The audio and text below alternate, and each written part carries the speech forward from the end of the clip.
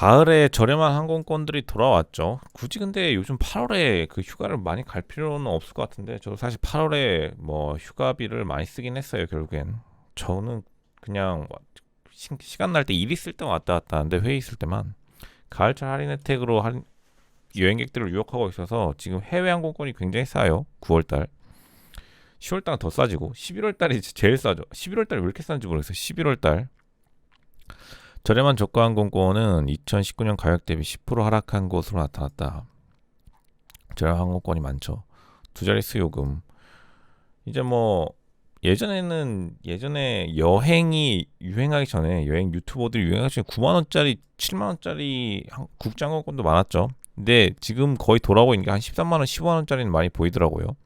최근 아메리카 항공이 조종사들과 90억 달러가 넘는 계약을 체결한 후 조종사들이 돈을 좀 많이 벌었죠. 더 많은 임금을 지급해야 된다 압박이 있고, 항공사가 수수료 없이 항공편 변경을 허용하는 그 2023년 전에 일시적으로 정책을 유지하고 있는 가운데, 여행 분석가들은 요금이 떨어질 때까지 기다리지 말고 빨리 예약하는 것이 중요하다 생각하고 있어요. 여행객들이 너무 늦게 계획 과정을 시작하여 최저가를 놓치는 경우가 많습니다. 근데 뭐 최저가라는 게 결국에는 수요와 공급으로 완전히 정확하게 딱 떨어지기 때문에 뭐 남들 안 갈 때 가면 되는 거죠. 근데 대부분 사람들이 10월, 11월에, 이때가 이제 마지막, 이때가 특히 비즈니스 수요가 없거든요. 10월, 11월에는 비즈니스, 왜냐면 한국도 국정감사를 10월에 하잖아요. 10월 달에. 9월 달에 10월 달에 정확히 기억이 안 나는데 10월 달에 한단 말이에요. 그러니까 예산이 이쪽에 끊기기 때문에 사람들이 11월, 12일에 예산안 편성이 끝난 이후에는 사람 잘 안 움직인다고. 회의도 잘 안 하고. 12월 달에는 이제 움직이는데 1월 달, 12월 1월 달에 약속이 모여 있고 11월 달은 비워두기 때문에 이때 돌아다니면 돼요. 지금 전기차 시대에서 독일 자동차 제조사들이 테슬라와 중국에 뒤처지는 건 알고 있는데, 이렇게 뒤처질 줄 몰랐다면서 좀 충격을 받고 있어요, 사람들이. 지금 유럽에서 그 전기차 컨퍼런스, 모토쇼를 하고 있는데, 중국 차가 독일 차의 2배가 출품됐다 그래요. 중국이 지금 경제 위기인데도 불구하고. 중국의 신생기업과 일론 머스크 미국 거대 기업의 미넨모터쇼거든요. 스포트라이트를 받으면 독일 주력 산업에 비애를 부각시켰습니다. 근데 오늘 아침에 또 지나가다가 타이칸을 봤는데, 휠 같은 거 멋있어. 포르쉐 타이칸을 봤는데, 사실 그게 우리가 생각하는 전기차가 포르쉐 타이칸일지 테슬라일지 중국차일지는 진짜 봐야 알 것 같긴 해요. 왜냐면 이 BYD가 차가 괜찮다고 하더만, 보시면 디자인이 좀 괜찮아요. 그리고 특히나 고급 모델은 그 사실 브랜드를 사오면 되니까, 그러니까 브랜드를 사오면 되는 거니까. 수십 년 동안 독일 자동차 제조업체는 우수성과 소비자 매력의 대명사가 된 브랜드로 업계를 지배했습니다. 자동차 산업이 전기차로 전환되면서 뒤처지고 있는데, 꽤 많이 뒤처지고 있는 것 같아요. 그러니까 내가 볼 때 감각을 못 잡는 것 같아. 독일 사람, 근데 실제로 이거는 제가 경험담이지만, 독일 제품들이 이제 독일제 제품들이 생각보다 좀 맹탕인 경우가 많아요. 그래서 차도 사실 아시는 분들 다 이태리제 산다고. 예전부터 그랬어요, 이 트렌드가. 독일제 제품들이 생각보다 좀 맹탕인 경우가 많아요. 차뿐만 아니라 뭐 그릇 같은 것도 약간 그냥 매너리즘이라고 하죠. 좋은 말로 하면은 이제 충실한 건데, 클래식에.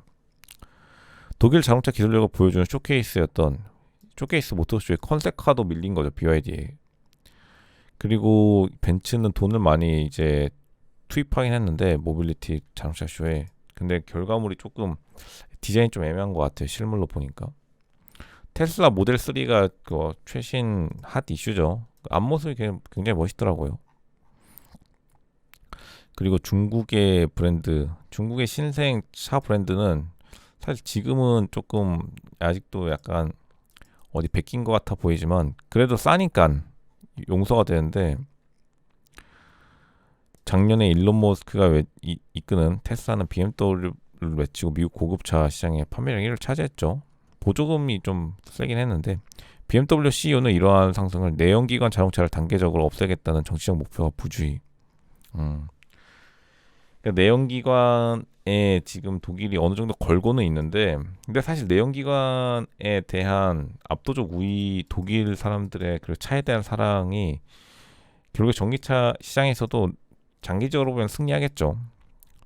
미국과 독일 시장 체제를 양분되는 것 같고, 중국은 그 오히려 후발주자인 인도 분들이랑 좀 전기차 시장에서 싸우려고 하고 있는 거고, 인도의 목표가 중국을 따라잡는 거고, 중국은 사실 테슬라를 잡기는 아직 멀어 보이더라고요. 그러니까 현재는 지금 독일, 미국, 중국 이렇게 하고 있는데, 실제로 양분되는 건 장기적으로는 독일과 미국 그리고 인도와 중국이 서로 싸우지 않을까 판단되네요. 뭐 초전도체와 탐욕. 근데 초전도체에 대한 관심을 이해하려면 인간의 탐욕에 대한 이해가 필요해요. 그러니까 사실 지금 초전도체를 부정하시는 분들은 이해가 가지만, 그러니까 경제와 경제, 흔히 말하는 주식과 연관시키고 싶지 않으신 분들이겠죠. 근데 그거는 잘못된 거예요. 그러면 뭘 해야 되는데? 뭘 해야 하는가? 그러면 초전도체로 돈을 벌지 않으면 뭘로 돈을 벌어야 되는데? 쌀농사? 여러분의 마음속은 쌀농사예요. 사실 사람들이 말을 빙빙 돌리지만, 제가 늘 라이브 방송이나 채널에 하는 말이 있어요. 한국 사회에서 고생한다라는 말 들으면 인생이 잘못되고 있는 거예요. 인생 잘못되고 있는 거라고. 왜냐? 남이 일한 만큼 돈을 못 받는 모습을 보고 행복해하는 게 서민들의 삶이에요. 진짜로 어쩔 수가 없어요. 남이 쉽게 일하고 페라리 타는 모습 보면은 짜증나는 게 인간의 삶이라고. 하지만 자기가 그런 사람이 되고 싶고 하고, 연예인들도 어렵게 살다가 돈 많이 벌면 바로 청담동 빌라 사는 게 사람의 마음이에요. 그리고 그 어려웠던 시절은 자신의 스토리로 파는 포장의 하나의 상품이 되는 거고, 초전도체와 같은 초전도체가 아니더라도 신기술은 무조건 탐욕에 따라 붙을 수밖에 없어요. 이거를 이해를 해야지만 우리가 모든 현상을 이해할 수 있는 거예요. 어쩔 수 없죠. 이게 싫으면 자기 스스로 또 신기술을 개발해서 시장에 내놓으면 돼. 그럼 사람들이 그거를 또 좋아할 거예요. 어차피 대중이라는 것은 승자를 좋아하지 패자를 좋아하지 않아요. 누가 지는 편에 들어가고 싶겠어. 일반 사람들은 인류 역사가 전쟁의 역사라고 하지만 전쟁에 영향을 받는 게 거의 없어요. 전쟁이라는 게 예전에는 속전속결로 끝나는 경우도 많아서, 왕가와 왕가끼리 싸워서 한 왕가가 무너지면 일반 농민들이 뭐 변하는 게 있어? 귀족들이나 좀 변하지. 그러니까 오히려 좋아한다고, 전쟁 나면은. 그래서 한국도 임진왜란 때 경복궁에 불 지른 거 아니겠어요? 불질을 하는 게 아니라 일반 사람들에게 의미도 없어요. 그리고 현대사의 전쟁터는 경제고, 현대사회 전쟁터는 경제잖아요. 전쟁터 경제라 하잖아요. 여기까지는 여러분도 이해하시잖아요. 인정하시잖아요. 싫어하시는 분들도. 그러면 전쟁터에서 이겨야지. 지는 사람에게는 거의 설 자리가 없어요. 그렇기 때문에 탐욕을 이해하는 게 가장 중요해요. 너무 또 교과서적인 답변은 대부분 현실과 동떨어진 결과를 낳는다고. 이제 또 많은 분들이 연락을 주시는데, 뭐 오늘 기준으로 많은 분들이 이제 초전도체로 경제적 이익 혹은 많은 뭐 지식 정보를 얻었다고 연락을 주시기 때문에 말씀드리면, 초전도체로 지금 제가 초전도체로 많은 조회수를 올릴 수 있었던 건, 제가 늘 메릴랜드, 그리고 처음부터 게임 오버, 그리고 뭐 온갖 나쁜 기사, 모든 악재에도 끝까지 초전도체에 대해 긍정적인 일관적인 포지션을 취했기 때문이에요. 이거지 더 이상. 그러니까 무슨 지름길이나 비법 같은 건 없어요. 제가 들은 정보, 그리고 제가 수집한 정보로 일관적이고 긍정적인 포지션으로 위해 된 거지. 그 어떠한 경제적 이득도 없어요. 경제적 이득이라는 거는 지금 지나고 나서 결과론적 이득이지. 뭐 이게 경제적 이득이라고 하면 저는 이전에 경제적 이득을 너무 많이 봤기 때문에 사실 이걸 뭐 경제적 이득이라 하기도 애매해요.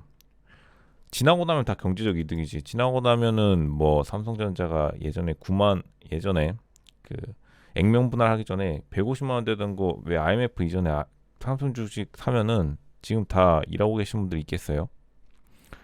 그 결과론적인 것에서 저는 이득을 본 게 없고 그냥 끝까지 자신이 수집한 정보 바탕으로 긍정적인 정보를 올바르게 핸들링한 거죠. 다뤘다. 이거죠. 뭐 그 이상, 그 이하도 아니고. 그러니까 왔다 갔다 하시는 분들은 크게 뭔가를 못 하신다고 보면 되죠. 그렇기 때문에 무슨 뭐 어처구니 없는 비방이나 이런 게 또 먹히지 않는 거고 그렇다면은 다른 분들이 다 느끼죠. 사회생활 하루 이틀 하신 분들이 아니니까 여기 계신 분들이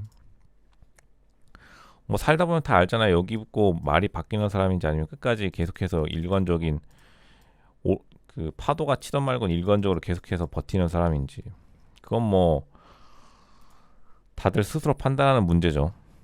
스스로 판단하는 문제고 그리고 원래 다른 정보들도 대응 다 맞아왔으니 그 이전에도 트론도치 그 이전에도 맞아왔고 그 이전에도 손을 대는 뭐 분야 섹터마다 무조건 다 승리해왔고 정보가 빠르니까 중국이 스마트폰의 기술 승리를 거뒀다는 블룸버그의 보도는 사실 새로운 건 아닌데 계속해서 많은 사람들이 중국의 스마트폰 발전 속도에 놀라워하고 있어요. 정확히 말하면 중국이 삼성 갤럭시 수준을 많이 따르려고 노력하고 있는데 우선은 예전에 발생했던 스파이칩 문제로 사람들이 아직까지 사기에는 꺼려하고 있는 것 같아요. 결국에는 스마트폰 칩 정도는 만들 수 있다. 이렇게 하는데 소비자 비즈니스는 2019년에 비해 절반으로 줄어들었죠. 합리적인 비용으로 생산하는 SMIC는 이제 중국이 만들어낸 뭐 하이닉스, 삼성전자의 반도체 공장이라 보면 되는데 그러니까 전자의 반도체 공정부, 반도체 전문 중국 기업인데 전자는 미국 기술을 사용하여 화웨이에 공급하려는 모든 회사는 미국의 승인을 받아야 한다는 미국 규칙을 준수하는지에 대해 의문을 제기합니다. 그러니까 이게 그 가품인지 아닌지 미국 기술 썼는지 안 썼는지 미국의 승인을 받아야지 수출이 돼서 미국 쪽에 힘들죠. 대중제재는 부동산 위기, 청년 실업 등 다른 심각한 국내와 문제와 함께 경제 반등을 근본적으로 가로막는 역할을 했어요. 대중제재가 너무 심각하기 때문에 특히나 반도체 굴기가 실제로는 완전히 실패했다 봐야죠. 스마트폰 칩셋 하나 만드는데 그렇게 많은 돈을 투자했다면은 스마트폰 산업이 애플 빼고는 이제 완만한 살 사람은 다 샀죠. 하향세를 그리고 있는 가운데 이렇게 스마트폰 칩셋 만들려고 그 많은 반도체 공장을 중국이 지었으면 완전히 손해죠. 화웨이의 조용한 휴대폰 출신은 이 문제에 대해 워싱턴 DC 관리들의 귀를 의심케 하는 침묵과 일치했습니다. 결국에는 마케팅도 이제 강하게 하지 않고 조용조용히 하면서 반도체나 키우려고 하는 모습을 보이고 있어요. 이러한 것들이 계속 발생되면은 워싱턴 미국이 이제 화웨이 차량에 뭔가 장애물을 던지는 건데 근데 화웨이가 지금 문제 좀 많기는 해요.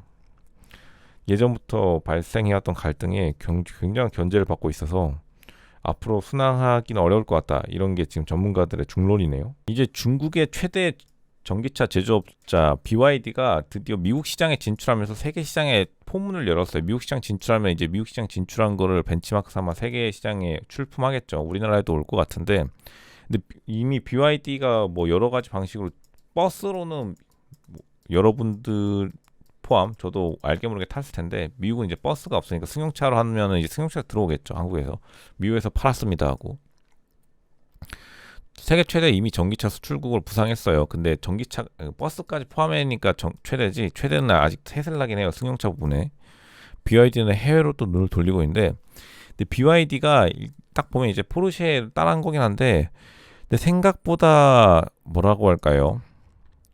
이게 평은 좋은데 가격 대비 평은 좋은데 그러니까 한국 사람들이 제네시스 정도 급의 만족감을 줄 수 있을지는 모르겠어요. 왜냐면 지금 미국 시장 2위가 현대거든요. BYD는 미국 시장에는 신생 업체인 거예요.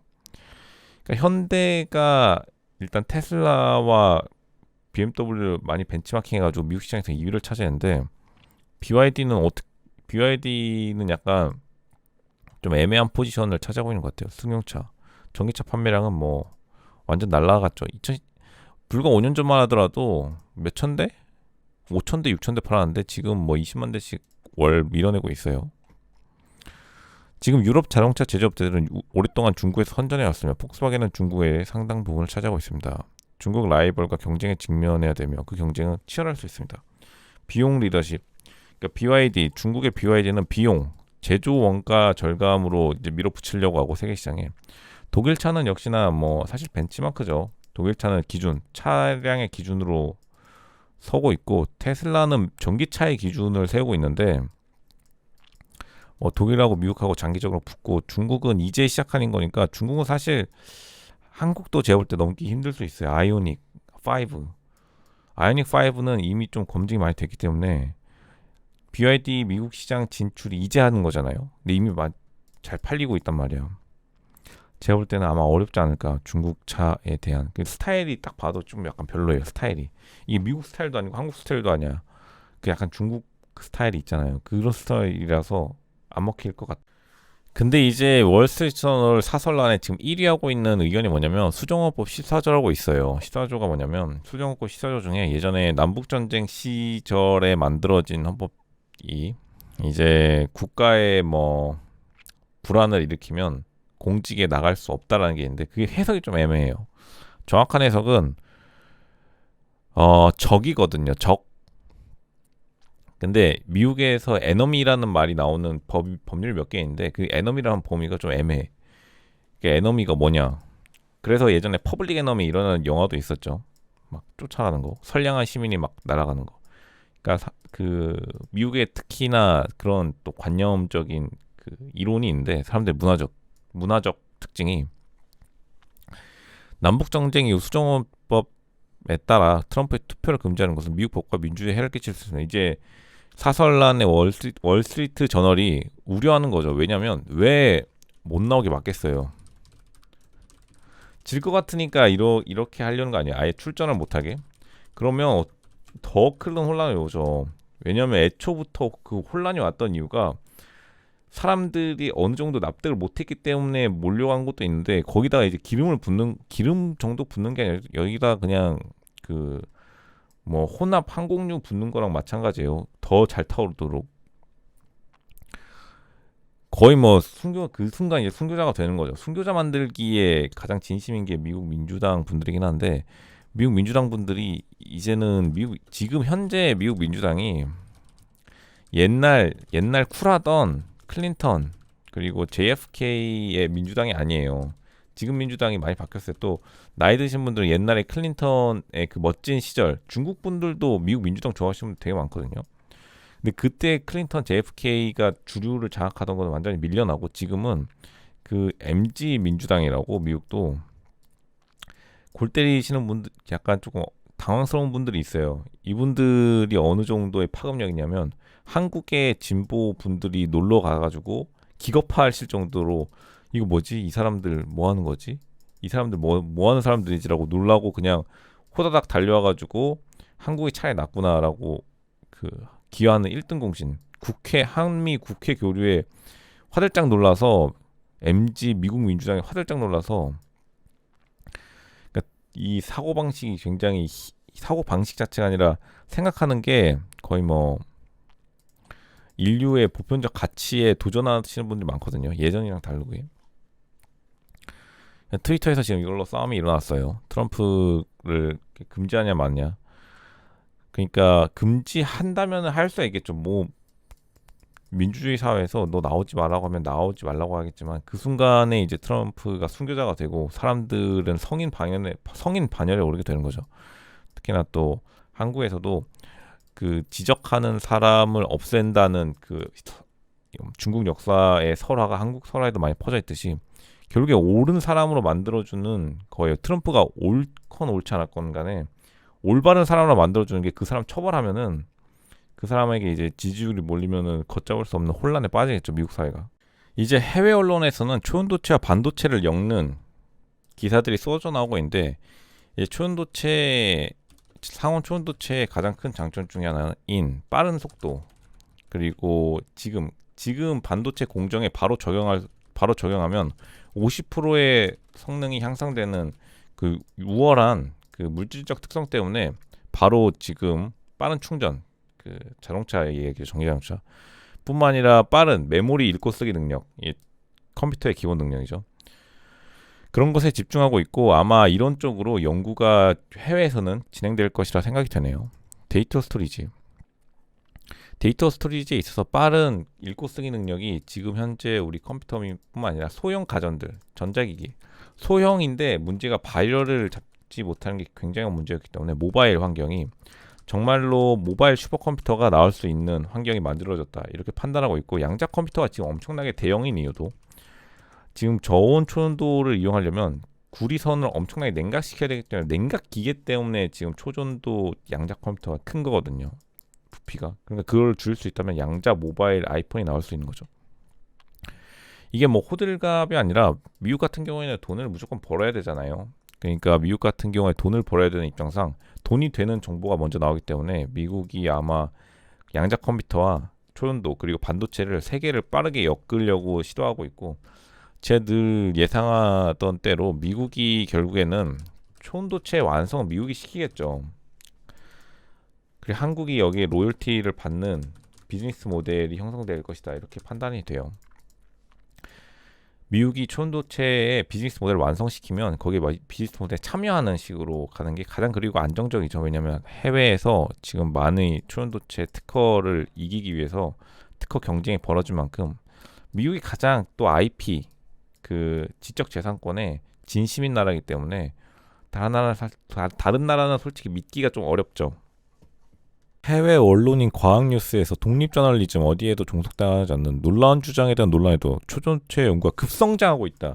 급성장이라는 단어의 별표를 쳐야죠. 물리학자들은 여전히 저항 없이 전도하는 실용적인 소재를 찾고 있습니다. 특히나 중국이 지금 굉장한 속도를 올리고 있죠. 다이아몬드 고압으로 물질을 분쇄합니다. 뉴욕 로체스터 대학에, 이분은 이제 실패하신 미국 대학분이고, 그 다음이 이제 우리 LK99가 들어갔죠. LK99가 들어갔는데 이제 상온 초전도체를 위한 한국의 대비 현재 상온 슬라이드라, 그리고 이거는 이제 LK99에 영감을 받은 것들이 많이 나오고 있는데 초전도의 주장에 대한 기준을 높이고 싶어 하는 사람들도 있죠. 보시면은 지금 초전도가 무조건 저항이 0이어야 된다, 이것을 계속 유지하고 싶어 하시는 분도 있고, 새로운 뭐 클래스의 초전도체의 카테고리를 만들어야 된다, 이런 분들이 있는데, 일단은 사실 상업화가 가장 중요하기 때문에 사실 이쪽에서 조금 의견의 일치를 안 보이고 있긴 해요. 초전도 연구를 강화하려는 노력에도 불구하고 상온 초전도에 대한 주장은 매력이 매우 크기 때문에 많은 물질이 나오는 건 사실이에요. 지금 루테늄 기반 초전도체가 이제 그 미국 애들이 했다가 이제 잘 안 된 것들이고, 그리고 LK99가 현재 노력하고 있고, 다른 것들 특히나 최근에 무슨 뭐 철 기반, 우라늄 기반, 티타늄 기반의, 미국은 우라늄 기반이랑 티타늄 기반의 초전도체를 논문을 게재했고, 중국 같은 경우는 철 기반 그리고 구리를 약간 변형한, 구리 대신 다른 걸 넣는 뭐 희귀한 금속을 넣던지 하는 중국식의 방법이 이렇게 두 가지로 나뉘는 것 같은데, 앞으로 높은 온도의 초전도를 기대한다는 사람들의 그 열망에 힘입어 엄청난 속도로 연구가 되고 있다라고 사이언스 뉴스 해외 언론에서 지금 대대적으로 보도하고 있네요. 이제 한국에서도 요즘 약사 이야기가 많은데, 약사를 AI, 참고로 그 자판기가 있는 데가 많다고 하더라고요. 중국에서는 이미 약사 자판기가 있는데, 캘리포니아 약국에서는 수백만 건의 실수를 저지르고 있습니다. 그리고 그 비밀을 지키기 위해 싸우고 있습니다. 대형 체인 약국을 포함한 캘리포니아 약국에서는 연간 약 500만 건의 오류가 발생하지만 주 규제기관에 보고할 의무는 없습니다, 이렇게 판단하네요. 근데 물론 이 500만 건 오류가 치명적인 오류는 아니겠죠. 뭐 레이블을 부착하지 않는다든지 그런 거겠지만, 그럼에도 불구하고 오류가 있다는 사실 자체가 그 또 AI 자판기로 교체하자는 움직임의 하나의 명분을 작용할 수 있죠. 진통제 아세트아미노펜, 이거 타이레놀이죠. 시아리쇼가 거론하고 있습니다. 고혈압 치료약 근데 이거는 진짜 실수가 아니라 더 비싼 약인 것 같은데 고혈압 치료약이 약을 복용하기 그 소송을 제기하셨네요. 이분은 약을 복용하기 시작했고 실수를 사실 알지 못했다. CVS 직원이 근데 이거 여기는 왔네요. 자기가 실수했다고. 올바른 처방 전환을 문 앞에 두고 갔다고 합니다. 그 실수로 인해 충격을 받았다고 했습니다. 타이레놀 타이레놀 처방받았는데 고혈압 치료약 들어있으면 조금 짜증나긴 하겠죠.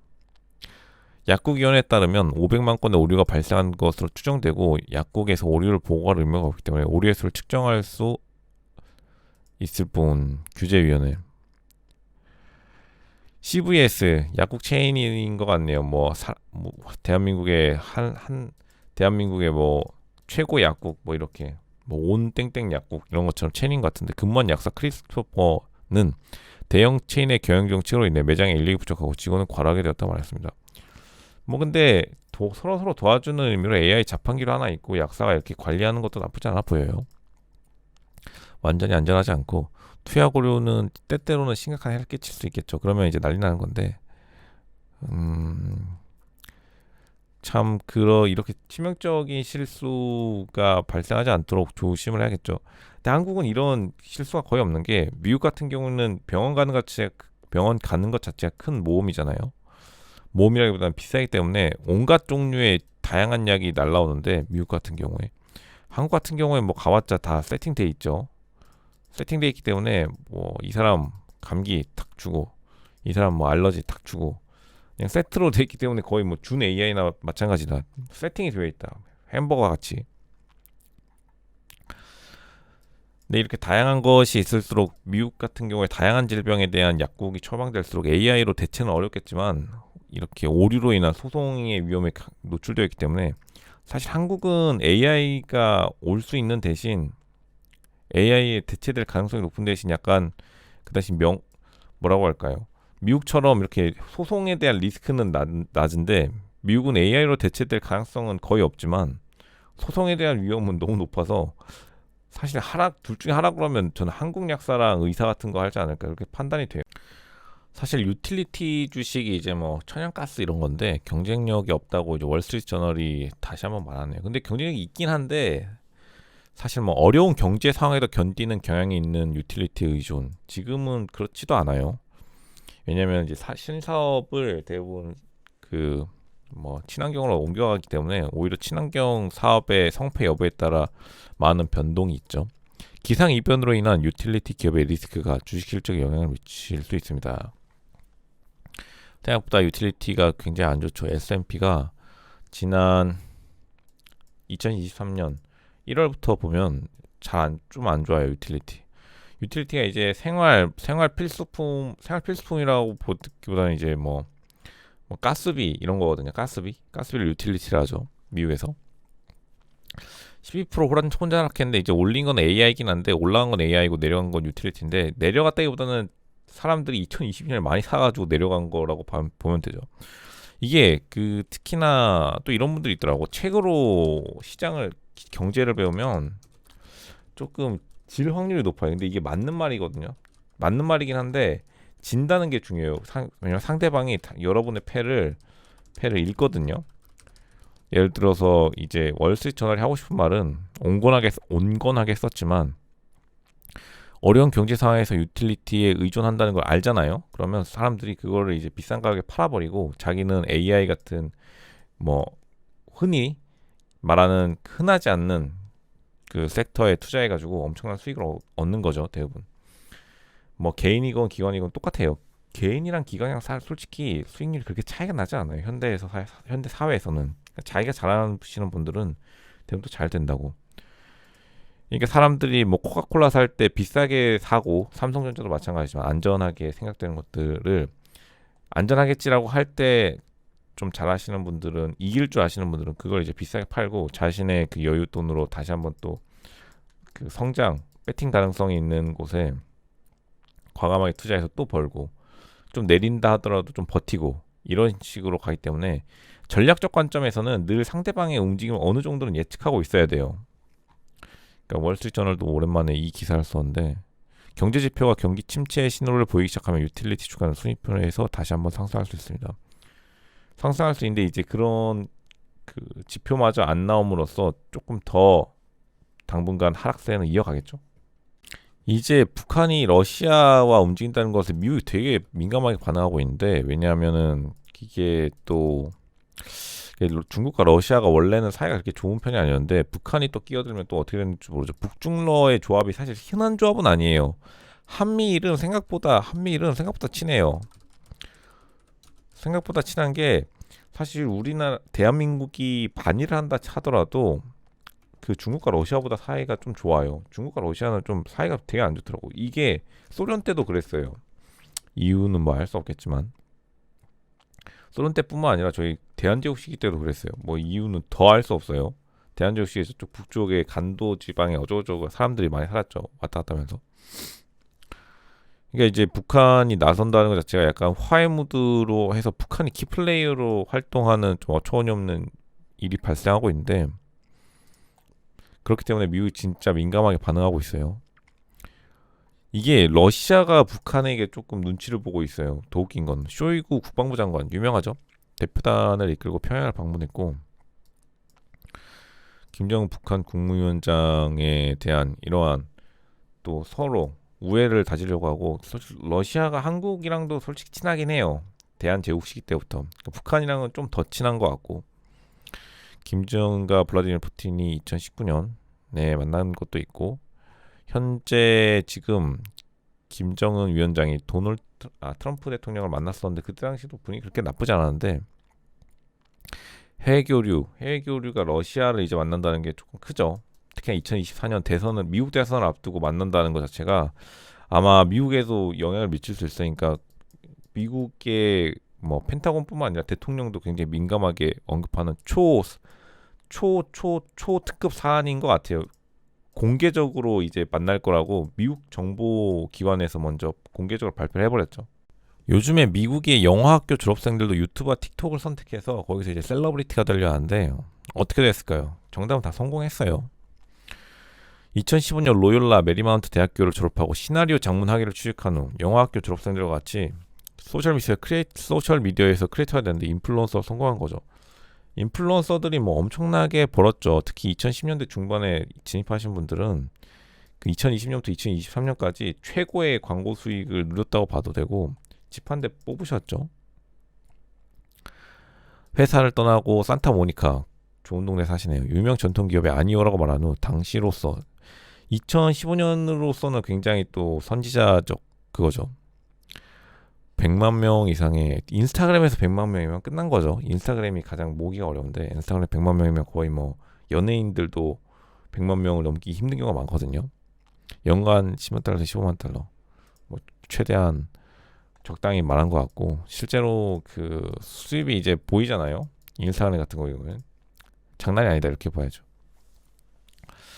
하지만 말하기 어려운 건 인데, 2015년이랑은 지금은 좀 다르긴 한데, 인플루언서 분들이 개인의 역량에 많이 한 만큼 어떤 분들은 10년을 해도 잘 안 되는 반면 한 달 만에 그냥 거의 뭐 집 한 채 뽑으시는 분들이 있어서, 개인의 역량을 어린 시절에 한번 테스트 해보는 게 좋을 거라 생각해요. 이분은 영화학교에서 자신의 계속해서 꾸준히 작품을 만들어 온 것을 그냥 그것을 그대로 온라인 공간에 내보냈기 때문에 이렇게 빠른 시간에 성공할 수 있다고 보고, 아무런 백그라운드 없이 바로 와가지고 성공하기 좀 애매하죠. 그러니까 인더스트리를 애초에 유튜브화할 수 있는 인더스트리를 잘 찾은 다음에 준비가 어느 정도는 된 상태에서 들어와서 이제 이 전투에 참여해야 성공률이 있다 이렇게 말씀하시네요. 콘텐츠를 만드는 실제 행위가 저를 더 나은 배우로 만들었습니다. 그러니까 실제 본업과 유튜브 행위가 이렇게 도움이 되는 상생관계를 이루어야지 윈윈할 수 있는 거겠죠. 이제 한때 이란이랑 미국이랑 이제 서로 긴장 관계를 유지했는데, 이란이 진짜로 뭐 핵 위험에 대한, 전 세계 핵 무기에 대한 위험감이 높아진 걸 인지했는지 먼저 조금 농축 우라늄을 낮추기 시작했어요. 긴장을 완화시키려고. 이제 혹시나 뭔가 날아가면은 자기 거 아니라는 그 메시지를 취하는 거죠. 결국에 이란이 이렇게 그 분위기를 취한다는 것 자체가 요즘에 전 세계 긴장감이 올라간다는 것에 대한 반증이죠. 한때 전 세계가 좀 평화로웠을 때 이란이 엄청나게 난리쳤던 걸로 유명하죠. 핵 무기 관련으로 고농축 우라늄 축적을 줄이기로 하고 유엔 원자력 기구에 보고를 했다고 해요. 이란 측에서. 이란은 미국 제재로 묶인 수십억 달러의 석유 수입을 확보하여 어려움을 겪고 있는 경제에 도움이 되기를 희망하고 있습니다. 경제가 지금 이란은 강하게 압박을 당하고 있는데 최근에 뭐 미국에서도 그렇게 추가적인 압박이 없어서 어느 정도 돌아가고 있는 것으로 보여요. 그럼에도 불구하고 워싱턴과 테헤란의 관계는 여전히 긴장된 상태이며 광범위한 대화를 위한 정치적 공간이 얼마나 있는지는 불분명한 거죠. 협상에 반대했던 미국의 싱크탱크 중에 민주주의 수호재단이라고 있는데 비확산 및 생물 방어 프로그램 부국장 안드레아 스트리커는 미국은 테헤란의 프로그램에 대한 더 의미 있는 제재를 얻기 위해 귀중한 지렛대를 포기하고 있다 이렇게 해요. 그럼에도 불구하고 일단은 이란이 속도를 늦춘다는 것 자체가 어느 정도 미국과의 미국에게 좀 봐달라는 신호죠. 왜냐하면 미국이 지금 중국을 엄청나게 압박하고 있잖아요. 그러니까 중국 부동산 회사가 지금 큰 게 하나 넘어졌고 하나가 그 가든 하나가 이제 왔다 갔다 하고 있는데 필사적으로 달러 채권을 어떻게 상환하기 위해 노력하고 있죠. 그러니까 이란이 이걸 보면서 배우는 거죠. 이거 우리도 부동산 회사 하나 날아갔겠구나, 큰일 났구나 하니까 이제 핵 감산을 실시하는 와중이다. 이제 제스처라도 보이고 있는 거죠. 멕시코의 페소화가 갑자기 가치가 높아짐에 따라 그러니까 미국에 일하는 멕시코에 의존하는 멕시코 가족분들에게는 나쁜 소식이 되고 있죠. 왜냐하면 멕시코의 가치가 낮아야 멕시코 가족에서 미국에 누구 하나 유학 보내가지고 돈을 송금하면 돈이 엄청나게 남는 거죠. 예전에 미국 1달러에 멕시코 달러가 100달러였다. 예를 들어서 하면은 기분 좋았는데 갑자기 멕시코 페소의 가치가 높아지면 50달러밖에 안 들어오는 거니까요. 환전소. 최근 멕시코의 경제가 좀 괜찮아지면서 근데 멕시코가 예전부터 약간 그런 또 분쟁 지역이라는 오명은 있지만 슈퍼페소 지난 12개월 동안 달러 대비 18% 이상 꾸준히 상승하면서 슈퍼페소라는 별칭이 붙기 전의 일입니다. 멕시코 시티는 이제는 좀 치안이 괜찮아졌다 하더라고요. 그리고 또 차기 대통령 후보로 여성이 또 나왔어요. 멕시코에서 흔하지 않은 일인데 멕시코 내륙에는 달러와 의존하는 마을이 수백 개에 달하는데 당연히 뭐 여기 아무것도 산업이 없는 지역에서는 자식이나 누가 가가지고 미국에서 돈 붙여오면은 그걸로 이제 한 달 먹고 사는 거예요. 그녀는 대부분 여성으로 구성된 여단을 이끌고 원주민 언어인 자포테커로 수단을 떨고 있는데 예전에는 달러로 충분했어요.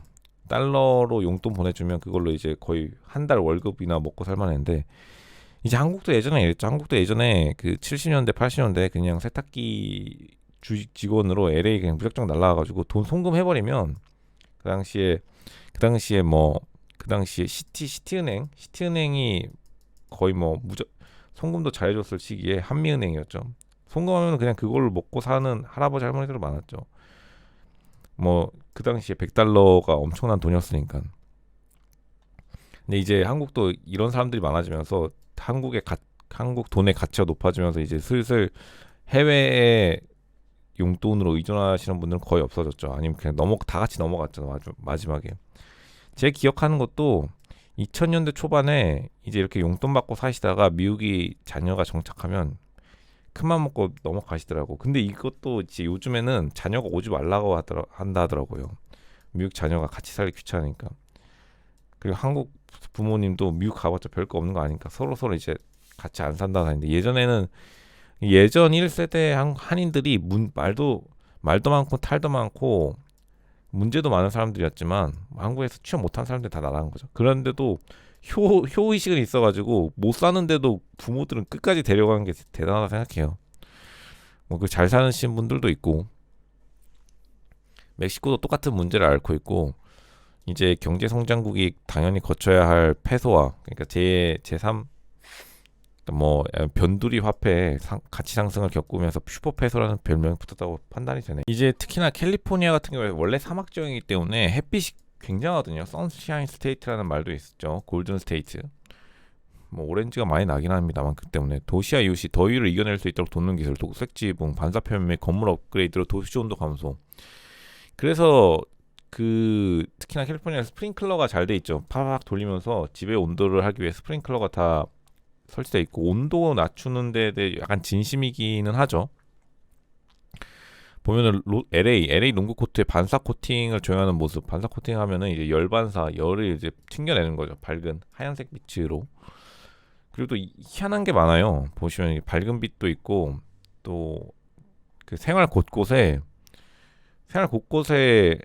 또 이렇게 반사 차폐광이라고 해야 되나요? 그러니까 LA에 가면 좀 특별한 건물이 많아요. 빛과 더위와 근데 이제 습기는 없으니까 빛만 막으면 되거든요. 미국 전역의 도시들은 지붕 포장 도로 및 기타 표면을 태양의 뜨거운 광선으로부터 보호하는 기술 덕분에 올여름 기록적인 폭염을 피할 수 있게 되었습니다. 이미 뭐 많이 적용되어 있죠. 10년 이상 적용되어 왔지만 창문용 초반사 코팅 포장도로 맞아 초반사 코팅이라고 이게 뭐 그럴듯한 게 아니라 짙은 썬팅이 다 되어 있죠. 그리고 이제 블라인드 할 때 딱 반대쪽으로 이렇게 튕겨내는 기술. 도시열섬 그리고 황산 발륨 흰색 페인트 초록색 페인트가 아니라 발륨이 이제 썬팅 재료 같이 금속 재료를 흰색에 발라버리면 튕겨내버리죠. 98.1%를 반사합니다. 억눌린 열 구조 열을 안에 있는 열도 배출하고 그 광선을 튕겨내버리고 마이애미도 마찬가지 플로리다도 강한 걸로 유명한데 사람들이 또 반사 코팅이 적용된 이후 놀이터가 더 시원해졌습니다 라고 하네요. 반사 코팅하면 확실히 시원해지죠. 하얀색 차랑 검정색 차랑 차이가 엄청나죠. 검정색 차는 계란 후라이도 굽는다고 하니 애리조나 지리과학 및 도시계획 교수 데이비드 세일러는 하나의 솔루션으로 모든 문제를 해결할 수 없지만 각 지역에 적합한 솔루션을 체계적으로 적용하면 도시 열섬 효과를 완화할 수 있습니다. 만국의 대표적인 건 청계천 하니까 바람이 쭉 통하니까 확실히 청계천 근처가 희한하게 시원해요.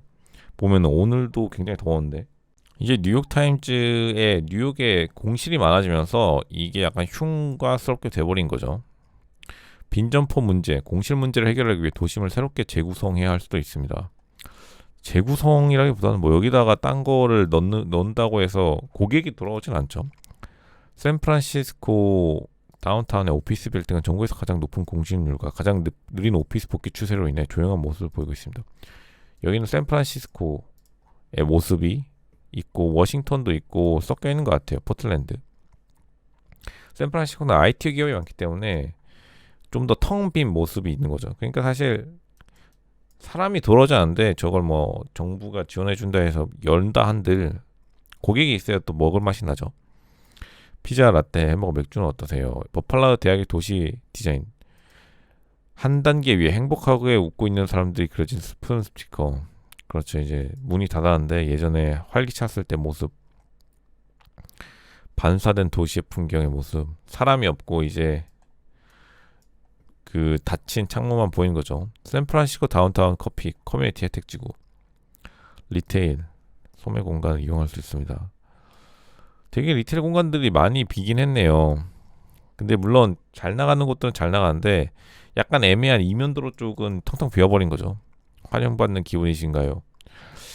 근데 사실 이게 근데 어떻게 보면은 정책의 실패라고 볼 수 있는 게 예전에 경제가 호황일 때 무슨 그 상가 주인 혹은 그러니까 그러니까 식당 주인들에게 마구마구 엄청난 요구를 쏟아냈었죠. 무슨 뭐 필증이니 뭐니 해서 미국도 이런 소매 상가 주인들에게 되게 많은 거를 요구했거든요. 근데 이제 막상 사람들이 떠나고 나니까 다시 규제를 약화시켜준들 돌아오는 건 어려워요. 떠나는 건 쉬워도 돌아오는 건 어렵기 때문에 이렇게 흉물이 되어간다는 점이 좀 안타깝죠.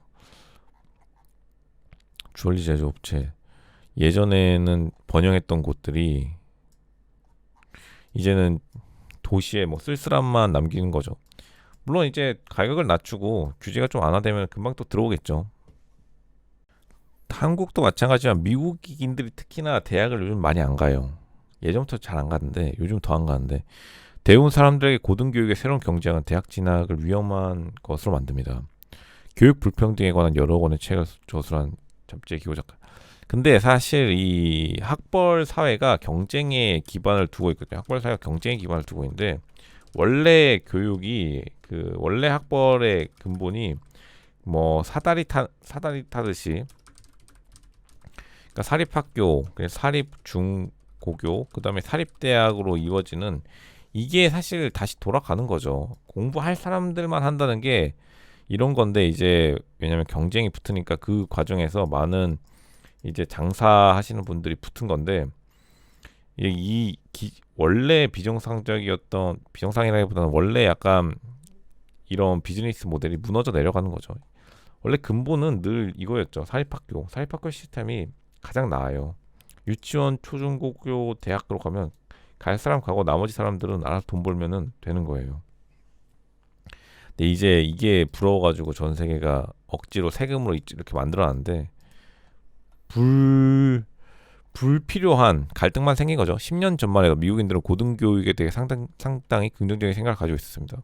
하버드 가면 인생 폈으니까요. 지금도 하버드 가면 인생 어느 정도 피긴 하는데 2009년, 2011년, 2010년도에 한국도 거의 미국과 마찬가지로 최대 입시 전이 펼쳐졌어요. 역대 가장 높은 비율을 했으며 대학 진학률은 그 후 몇 년 동안 높은 수준을 유지했습니다. 미국도 비슷해요. 미국이랑 한국이랑 교육 최전성기가 2009년에서 2010년이었거든요. 이 점에서 영국과 캐나다는 예외가 아니라 바로 우리입니다. 국가들은 평균적으로 2000년 이후 청년층의 대학 학위 취득률이 20%포인트 이상 높였으며 그중 11개 국가는 현재 일본, 한국, 영국과 같은 경제 강국뿐만 아니라 북유럽 국가들이죠. 근데 고등교육이 일단은 원래 고등교육의 취지에서 벗어나기 시작하면서 사람들이 민심을 일으키기 시작하는 거죠. 사실 한국도 교육의 본질이 소년등과란 말이에요. 소년등과. 교육 본질이 소년등과인데 소년등과는 예전에 이제 왕이 주최하는 과거 시험에 합격하면 소년등과가 되는 거였죠. 근데 지금의 한국 교육은 왕의 권한을 많은 사람들이 이제 쪼개 가진 거잖아요. 현대 대한민국이. 근데 왕일 때는 과거 급제는 한 명한테만 평가받으면 장땡이었는데, 근데 이걸 이제 카피한 게 사법고시였죠. 사법고시가 많은 논란을 가지고 나서 존치를 했던 이유도 사법고시 한번 하면은 그 누구도 뭐라 안 했잖아요. 사법고시에만 합격하면은. 그러니까 완전히 왕의 권한을 사법고시가 가지고 있었으니까 이게 싫으니까 전국의 이제 로스쿨 대학 교수님들이 자기한테 달라 해서 가져간 순간 좀 문제가 생겼는데 지금 나름 정착을 했는데도 아직도 로스쿨 제도가 문제가 좀 있죠. 그러니까 차라리 원래 예전 교육같이 왕이 내리는 소년 등과 한국으로 따지면, 그리고 예전에 서양 교육으로 따지면 사립 유치원 초중고교로 하는 귀족 교육, 이 둘 중에 하나의 선택지만 남아 있는 거예요. 그걸 알면서도 이제 어거지로 자기가 가지고 싶으니까, 교육 종사자 분들은 자기가 왕의 권한을 가지고 싶으니까 계속해서 사법권한 혹은 왕이 시행했던 급제 과거 제도로 돌아가고 싶어 하지 않는 거고, 그러한 차이가 있죠. 그 귀족 교육은 사람들 기분 나쁘니까 하고 싶지 않고, 자기가 귀족은 되고 싶어도 자기가 귀족이 안 되는 생각은 하고 싶지 않으니까. 오늘날의 높은 대학 임금 프리미엄은 그 반대가 아니라 젊은이들의 대학 캠퍼스로 급증하는 것을 의미해야 됩니다. 대학교에 종사하는 사람들만 좋을 수가 없죠. 교직원들만 행복한 학교는 금방 또 고객인 학생들이 잘 안 가게 되죠. 많은 것들이 그 시간이 너무 오래 걸린다는, 미국에서는 군대를 안 가니까 4년이 너무 길다는 그 비판과 직면해서 사람들이 그냥 다 성공한 다음에 바로 석사로 가는, 학석사 투어 학위, 그냥 비즈니스 학위로 가버리는 경우도 많이 생기면서 전적으로 우연의 게임이 아니라 합격할 확률은 부모님이 누구냐에 따라 크게 달라지는 이러한 것들의 또 형평성의 문제와 맞물리며 승자 패자 모두 함께 부담해야 할 때 비용에 학자금 대출, 미국 같은 학자금 대출, 한국 같은 경우에는 불필요한 입시 경쟁을 다 감당할 만큼 수익이 안 나는 거죠. 대학에. 그렇다고 해서 대학 안 가면 또 풀리는 게 아니라, 대학 안 가면 또 대학 안 가는 대로 잘 안 풀리고, 그러니까 전반적으로 교육 자체가 조금 빛을 잃어가고 있는 시점이긴 해요. 이제 뉴욕타임즈의 리턴 투 오피스 재택근무 복귀 명령이 뉴욕에서는 핫한데 더욱 긴 게 한국이 최저예요. 한국 분들이 재택 많이 하셨다 들었는데 생각보다 많이 안 나가셨네요. 일본보다 적어요. 일본은 아직도 팩스로 서류로 왔다 갔다 하는 나라인데 한국이 재택근무가 더 적긴 했어요. 근데 워낙 한국은 근데 서울에 다 몰려 사는 게 있어서 좀 애매하긴 한데 도시의 인구 밀도, 주택 규모, 문화적 규범, 하이브리드 근무 패턴에 영향을 미치는 주요 요인 중 하나입니다. 남아공보다 적었다는 건 좀 충격이 나네. 타이완보다 적고. 근데 왜냐면 한국은 솔직히 사무실 나가면 누가 자기 뒷담화 할까봐 무서워서 붙어 있는 것도 있어요. 꼭 붙어 있어야지. 약간 진짜 한국이 가장 쌀농사 민족. 일본도 쌀농사 민족인데 일본이랑 한국이 나란히 1, 2위를 했어요. 제일 적게 떠난 걸로. 일본이 근데 0.4일 더 많이 떠났네. 물론 한국은 근데 무슨 뭐 그 연차가 일본보다는 널널하죠. 런던의 한 정치인은 작년에 원격 근무자들에게 사무실에서 더 많은 시간을 보내도록 설득하기 위해 미묘하지 않은 메모를 보냈습니다. 서울에서 사모투자 회사에 입사한 김잼 씨는 재택근무 허가를 받고 싶었지만 곧 사무실에 풀타임으로 출근해야 한다는 사실을 알게 되었습니다. 그 사무실에 에어컨도 시원하게 틀어줘서 여의도는 괜찮죠. 뭐 우리가 이때 다들 왔다 갔다 했죠. 근데 또 한국 사람들이 같이 모이는 걸 또 좋아해. 사람 구경하는 걸 되게 좋아해요. 저도 사실 좋아합니다. 사람 구경하는 거. 뉴욕타임즈가 기분 나쁘게 한국으로만 다 쳐놨네. 한국으로. 그냥 한국도 같이 좀 재택근무 하자는 것 같은데 리턴 투 오피스 책임감 있는 X세대 파트너와 뭐 함께 살면서 베트남 호치민 베트남보다 한국이 더 뭐 재택근무를 덜 했다 이건 것 같은데 지금 뭐 미국의 경우 이제 돌아가기 싫어해가지고 난리가 나는데 현재 미국은 금융회사 빼고 아직도 그 안 돌아가고 싶다면서 가고 싶다면서 뉴욕 사무실에 사람들이 굉장한 또 긴장 관계가 있어요. 근데 뉴욕은 솔직히 그 이 시스템 자체가 뉴욕 타임즈도 언급하는데 솔직히 출근하기 싫은 이 우중충한 지하철 스크린도 또 안 설치돼 있고 좀 약간 더럽기도 하고요. 그리고 좀 애매하죠. 뭐 지하철인지 기차인지 이거를 통근이라 하기엔 조금 좀 스트레스 받을 것 같긴 한데 근데 한국은 사람은 많지만 또 이 정도로 좀 덜 안 돼 있긴 하죠. 그러니까 왜냐면 사무실 구역에 다 사무실로 오르르 출근해가지고 같이 밥 먹고 하는 게 재밌으니까요. 마이크로소프트의 사무실 복귀 프로세스는 관리자와 직원이 만나 하이브리드 근무 선호도를 논의하는 팀 계약이 종종 포함되어 있습니다. 비즈니스 관리자들 사이에서 사람을 되찾고자 하는 열망은 거의 보편적입니다. 국가마다 차이가 있는 것은 이를 수행할 수 있는 능력입니다. 결국에는 또 뉴욕타임즈가 관리자 입장에서는 한국을 부러워하겠죠. 사무실에 빠릿빠릿하게 오니까 군대 문화인 것도 있고. 하지만 그 근로자 입장에서는 한국이 밉죠. 같이 좀 들어가지 말지.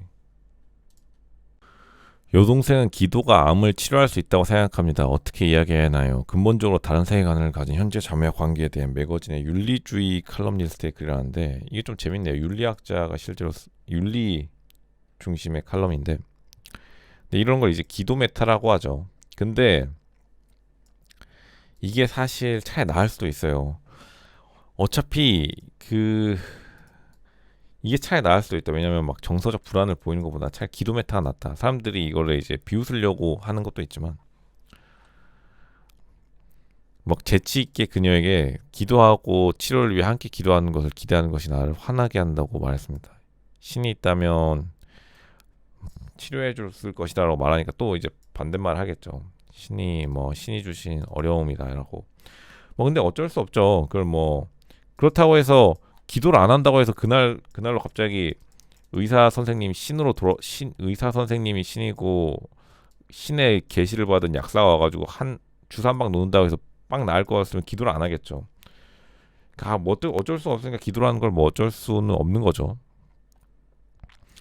굳건한 신자라도 의심에 시달리며 기도의 전사인 자매님도 자신의 마지막을 받아들입니다. 어려울 갖고 있을 수 있죠. 참 또 안타까운 사연이긴 한데 뭐 다른 사람의 신념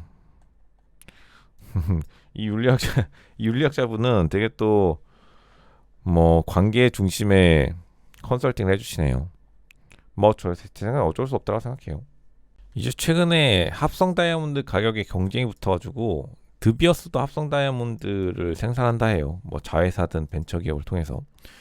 그러니까 합성 다이아몬드 가격이 낮아지면서 캐럿이 엄청나게 커졌는데도 가격 합리적인 수준으로 낮아지면서 약혼 반지도 덩달아 상승했다고 합니다. 어쨌든 다이아몬드가 이 커팅 이런 걸 이제 티파니 컷이라고 하죠. 흔히들 말하는 우리 다이아몬드 모양 이런 컷이 클수록 예쁘기 때문에 합성 다이아몬드 그냥 만들고 가공을 예쁘게 한 다음에 하는 거죠. 그렇기 때문에 지금 반지에 대한 천연으로 해야 되냐 합성으로 해야 되냐고 고민하시는 분들이 많은 것 같은데 미국에선 뭐 주가도 많이 뛰었고요. 뉴욕타임즈에서도 언급하는데 실험실에서 재배한 다이아몬드의 환경적 장점에 대해 의견이 분분한다는 점을 인정할 필요가 있습니다.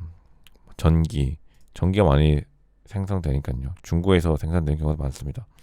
노동 조건을 규제하는 곳에서 천연 다이아몬드도 공급받을 수 있습니다. 그러니까 그 다이아몬드 관련 영화가 있었죠. 아프리카에서 치열한 전투 그런 것들이 이제 드비어스를 비판하는 내용이었는데 다이아몬드 광산.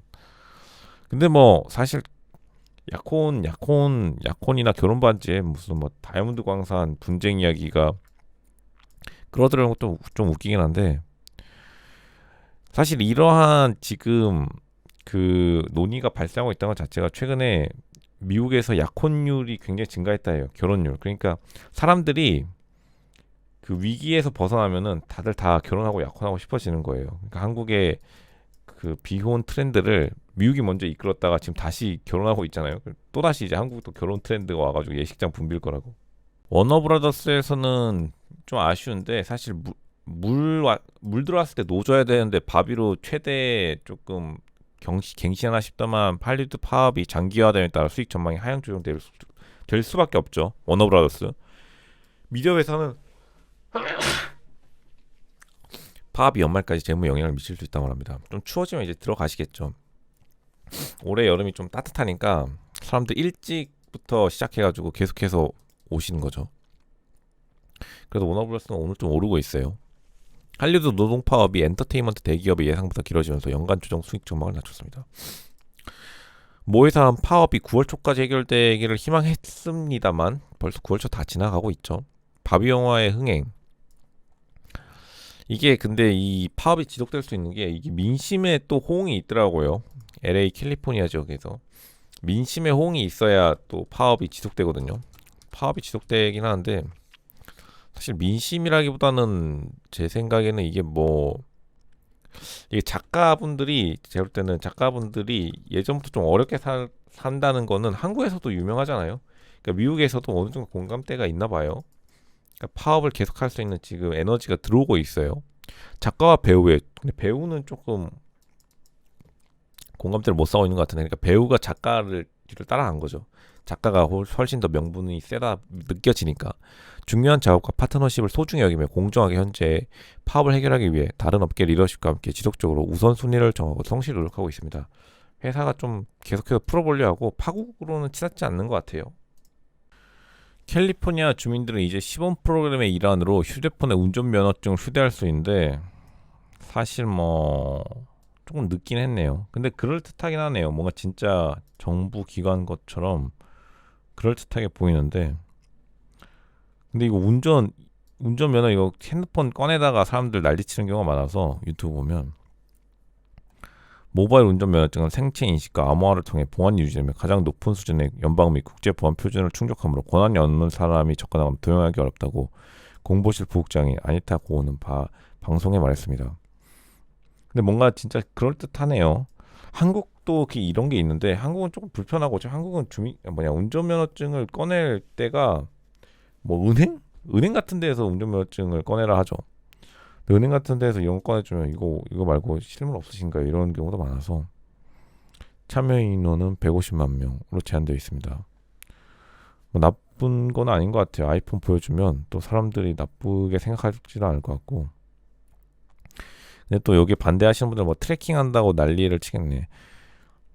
미국은 운전면허증이 곧 주민등록증이죠. 미국은 주민등록증에 대한 반감도 엄청 심해서 운전면허증은 또 근데 사람들이 자신의 약간 운전할 수 있는 능력을 자랑하는 거라고 생각하는지 그건 또 좋아하니까 운전면허증이 주민등록증처럼 이제 사용되는 그런 거라 볼 수 있겠죠. 또 차량 문서를 또 고이고이 간직하는 것도 웃긴데 미국이 좀 특이한 문화가 있긴 해요, 확실히. 대전일보에 한국기초과학지원연구원 대덕분석과학본부장분도 이제 긍정적인 또 칼럼을 하나 쓰셨어요. 올해 여름은 유례없는 무더위가 있었죠. 초연도체의 시작은 네덜란드 라이덴 대학의 온달스 교수가 벌써 한 100년이 지났어요. 100년이 지났기 때문에 초연도체가 가지고 있는 특성을 통해 상업화를 한 건 한 1980년대부터 이제 본격적으로 상업화가 돼서 그때부터 이제 유럽 컨퍼런스도 1991년부터 3년부터 시작돼서 지금까지 내려오고 있는 거라고 지금 많은 분들이 자랑하고 계시는데 마이스너 효과가 결국에는 상업적 이용의 특성이고 예전에 자기부상열차가 유행했지만 현재는 조금 양자 컴퓨터 혹은 핵융합으로 많이 사용되고 있는 실정이에요. 이제 본부장 분들도 슬슬 좀 관심을 가지고 특히나 국민들의 관심과 지지가 높은 이 시기에 뭔가 성공하겠다라는 확신이 다들 생기시는 거죠. 물론 이 과정에서 많은 뭐 논란이 있기는 마련이지만 그런 거는 어차피 누군가가 뭔가 성공에 다가갈 때 생기는 논란이라 생각하고 뭐 이번 기회에 누구도 뭐 비난할 건 없을 것 같아요. 뭐 비난해봤자 뭐가 있겠어요. 그리고 아인슈타인도 그 당시에 했을 때 많은 논란이 있었듯이 이건 해외 국내랑 똑같은 것 같아요. 국내나 해외나 똑같은 문제에 결국에는 뭔가 새로운 발명이 있을 땐 나중에 가서야 다 알게 되겠지만 과정 속에는 늘 부침이 있는 거죠. 사실 그리고 중국이 초연도체를 원하는 상황에서 그러니까 미국도 중국에게 반도체 초연도체 기술 및 소재 부품을 제한하고 있죠. 그러니까 한국도 사실 이제 경쟁이기 때문에 초연도체 기술을 조금 초연도체 기술을 한국에 유용하게 사용하기 위해 노력을 해야 될 것 같긴 해요. 이게 국제 경쟁이다 보니 중국이 빨리 따라오려고 하고 있는데 중국이 제가 볼 때는 뭐 색깔 같은 걸 봤을 때 그렇게 효과적이진 않은 것 같아요. 왜냐하면 샘플 크기가 굉장히 작죠. 중국은 샘플 크기가 굉장히 작기 때문에 아마도 따라오는데 어려움이 있을 거고 상업화 양산 체제도 중국이 생각보다 못 만들 것 같다는 생각이 강하게 들긴 해요. 일단 미국이 중국에게 반도체뿐만 아니라 초연도체 기술 및 소재 부품을 제한하고 있어서 아마 거기서 어려움을 겪는 게 있을 것 같기도 해요. 생각보다 중국 분들이 그 이해도가 많이 높진 않더라고 제가 보니까. 아마 그런 것들이 중국 사람들 더 초조하게 만들어서 중앙 정부까지 오피셜로 발표할 만큼 초연도체 부흥계 정책을 발표할 만큼 중국도 이제 급하다는 반증이겠죠. 한국이 이렇게 앞서갔다는 걸 이제 알고 있으니. 왜냐하면 중국이 지금 샘플 크기를 못 키우고 있어요. 자세히 보시면 샘플 크기가 되게 얇거나 옆으로 얇거나 아니면은 이렇게 두꺼우면은 뭉쳐놓으면 동그랗거나 이런 거 가지고는 상용화가 힘들다는 걸 자기 스스로 알고 있고 중국 분들이 지금 가장 큰 문제 중에 하나가 또 자신들이 말하는 문제가 너무 이게 물러가지고 전극을 꽂는 순간 이게 뭉개진다고 하네요. 그러니까 뭔가 문제가 있다 중국 분들이. 그러니까 사실 한국이 유용하게 기술을 국가 경쟁에서 이기기 위해서 그냥 사실 지금처럼만 유지해도 이기는 상황이기는 한 것으로 판단이 됩니다. 이제 한창 파워로직스가 굉장히 또 부침이 많았던 초연도체 관련 주식이었는데 오늘 신성 델타테크를 따라 폭등하면서 많은 지지를 받았어요. 뭐 사람들의 지지라는 거죠.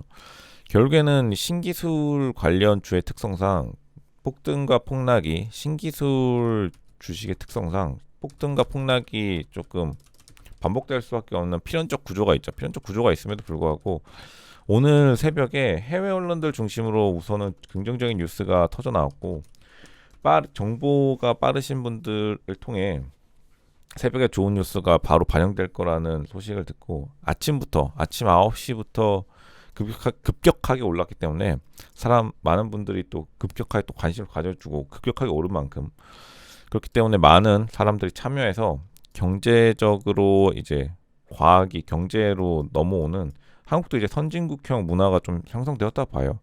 기존에 이렇게 급격하게 올라갈 때는 대부분 투표 같은 걸로 변하는 경우가 많은데 유일하게 최근에 과학으로 이렇게 올라간 경우가 많지는 않죠. 이제 많은 분들이 대정화금, 그러니까 초전도체 관련 주식 중에서 황산납이 재료잖아요. 황산납이 재료기 때문에 재료에 투자하겠다라는 분들이 있는데 사실 재료는 어떤가요? 라고 물어보시면 되게 많더라고요. 황산납뿐만 아니라 저는 사실 재료에 대해는 굉장히 그냥 재료는 좀 애매하다고 봐요. 왜냐면 재료 자체가 이 회사가 문제가 있다는 게 아니라 재료는 어차피 그 원료인 원료값에 많이 영향을 받거든요. 그러니까 너무 해외 원료값에 너무 등락폭이 너무 심하기 때문에 차라리 저는 그 원료 예를 들면 알루미늄이면 알루미늄, 구리면 구리 이 원자재 직접 하는 거를 오히려 선호하는 편이긴 한데 근데 뭐 이게 좀 번거롭잖아요. 이 구리 같은 거 투자하기가 생각보다 약간 번거로운데 뭐 계좌 같은 거 열려야 해도 그거를 뭐 그게 번거롭다면 그 기업을 통해 간접적으로 투자해도 되는 게 좋은 선택일 수 있어요. 마이크로 스트래티지가 이런 식으로 하죠. 마이크로 스트래티지가 암호화폐를 거의 자신의 주가와 연동시키는 좀 희한한 ETF 말 그대로 비공식 ETF로 사용하는데 아마 많은 분들이 또 황산납 ETF로 비공식 ETF로 대정화금 같은 걸 선택하시나 봐요. 근데 지금 뭐 딱히 나쁘지 않은 전략이라 봐요. 황산납 같은 게 왜냐하면 특수하니까요. 어느 정도는 특수하니까. 오늘 한국의 초연도체 관련 주식들이 모두 폭등했는데 사실 그 이유는 해외 지금 컨퍼런스 및 초연도체 긍정 언론 보도 증가가 맞죠. 새벽에 많이 증가되는데 여기에 또 국내에서 좋은 소식이 많이 들려오면서 지금 관련 주가들이 급등했죠. 신성 델타테크도 급등했고 다른 것들도 다시 지금 다 급등한 상황이에요. 오형제가 있죠. 초연도체 오형제들이 있는데 현재 다 급등한 상황이라서 아마 많은 분들이 사실 기대감을 가지고 보는 것도 사실이에요. 많은 분들.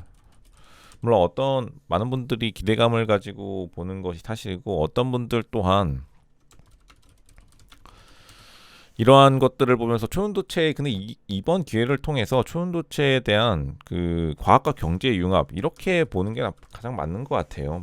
제가 또 많은 정보를 접하면서 과학과 경제의 융합을 통해 사실 미국 같은 경우 이런 이렇게 뉴테크 신기술이라 하죠. 신기술 기업들이 뭐 하버드 같은 경우도 자신만의 기술이 생기면 그 학내 벤처를 적극적으로 이용하는 만큼 어떻게 보면 선진화된 뭐 미래 한국 과학계의 모습이라 보여요. 물론 관련 주긴 하지만 퀀텀 연구소가 지금 안 들어왔기 때문에 이렇게 함으로써 이제 신기술에 대해 사람들의 관심이 높아지고 그것을 통해 경제적인 활동을 계속해 나가는 뭐 선순환 구조가 연결되었다. 저는 이런 식으로 봐서 긍정적으로 평가합니다. 일단 중국의 경제 둔화로 미국 경제를 추월하지 못할 것이라는 전망이 나왔는데 한 5년 전만 해도 1위로 된다만다 한 걸 보면은 굉장히 지금 중국으로서는 가슴 아픈 뉴스긴 하죠. 성장률이 1% 수준으로 둔화될 것으로 보입니다. 블룸버그. 부동산 경기 침체, 특히나 신뢰도 하락이 세계 1위로 가는데 해결하기 어려운 중국의 문제죠. 중국의 둔화가 되는 거죠. 이제 성장률이. 중국의 국내 총생산 GDP가 미국을 넘어서는 데는 2030년대 중반까지 걸릴 것이며 예전에는 예측했지만 이제는 1위가 되기 어렵다. 성장 잠재력이 지속적으로 저하돼서 1위로 올라서기는 굉장히 어렵고 생각했던 것보다 더 둔화되기 때문에 1위가 아니라 2위, 3위를 유지하는 것도 어려울 수도 있다라는 전망이 계속해서 나오고 있어요. 중국 무역은 전 세계에 매우 중요한데 거의 사실 개국의 주요 수출 대상이죠. 하지만 이제 관계가 좀 나빠지면서 신뢰하는 파트너가 많이 사라지면 미국의 무역 파트너들과 거래하고 싶은 국가들이 많아지면서 중국의 이제 산업 밸류 체인이 조금씩 무너지기 시작하는 거죠. 물론 여기에는 지정학적 뭐 갈등도 존재하지만 미국은 불과 몇 달 전만 하더라도 많은 경제학자들이 미국이 오히려 뭐 침체될 것이라, 그리고 미국이 이제 끝날 것이다라는 예측이 많았는데, 불과 몇 년 전까지, 몇 개월 전까지만 하더라도 이제는 경기 침체를 완전히 벗어났고, 미국은 엄청난 수준으로 경기 침체를 피할 수 있다는 자신감이, 미국은 자신감이 생기고 중국은 점점 자신감이 떨어지는 상황에서 어떻게 하면은 이것을 반전시키기 위한 중앙 정부의 경기 부양책이 지금 절실한 상황이죠. 사실 사람들이 이번에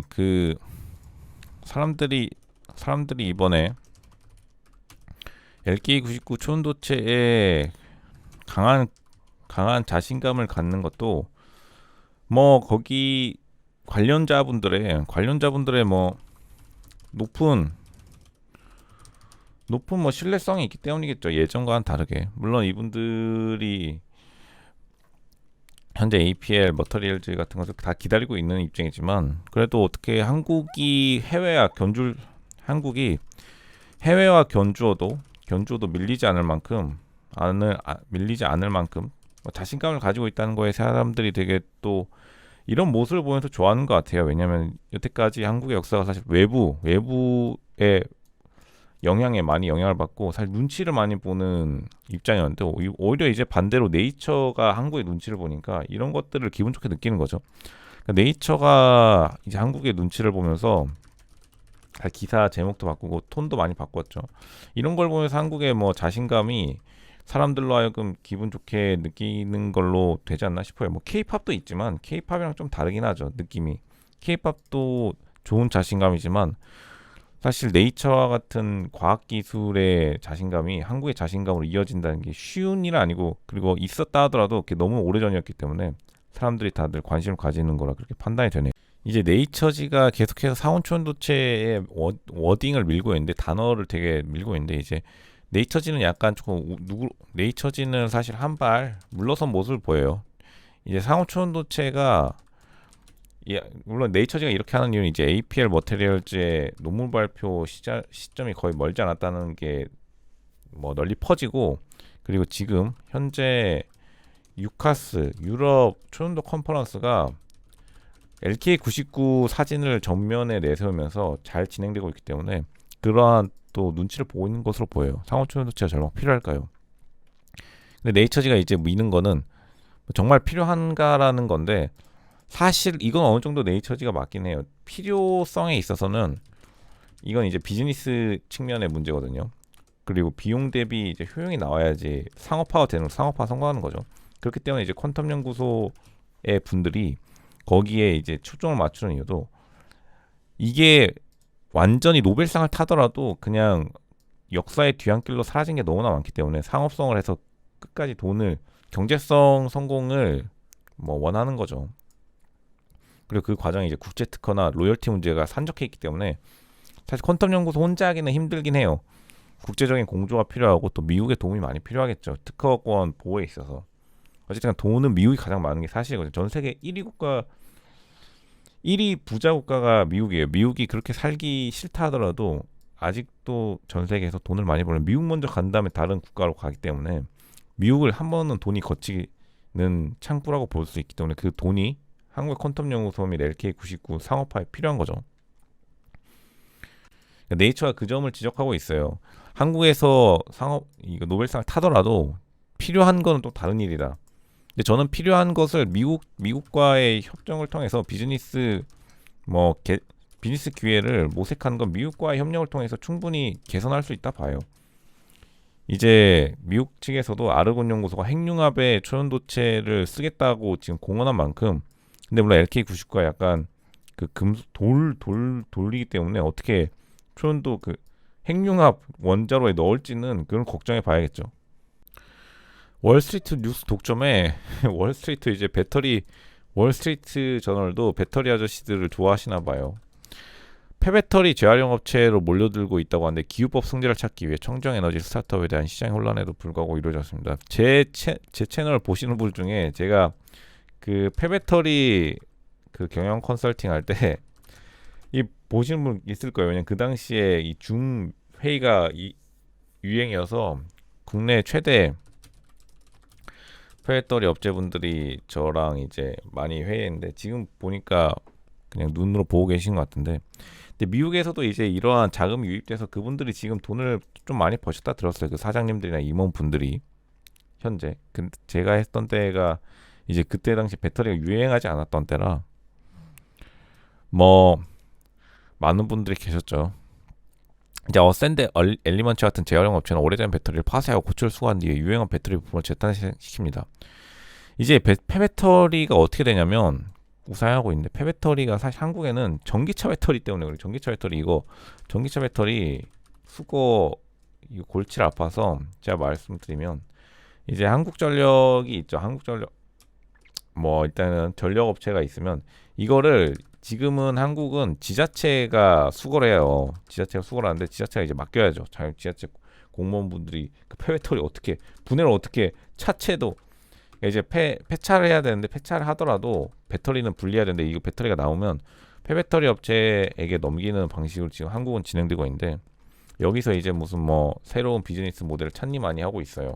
지자체와 당연히 뭐 한국의 전력 관련된 업체들이 전부 다 당연하죠. 왜냐하면 근데 일단 폐배터리 업체가 특징 중에 하나가 생각보다 노동 집약적이긴 해요. 이 기계로 된다고 하는데 기계로 되지 않고, 이게 뭐 금 같은 거는 다 이제 분해한 다음에 막 완전히 조각조각 낸다, 파쇄를 해버린 다음에 이렇게 분류를 하시더라고. 그러니까 우리가 생각하는 것처럼 막, 왜냐하면 배터리 규격이 다 다르니까 생각보다 그렇게 또 과학적이지 않고 사람들이 가가지고 주물럭대고 있던데, 제가 볼 때는 장사는 잘 된다 하시더라고요.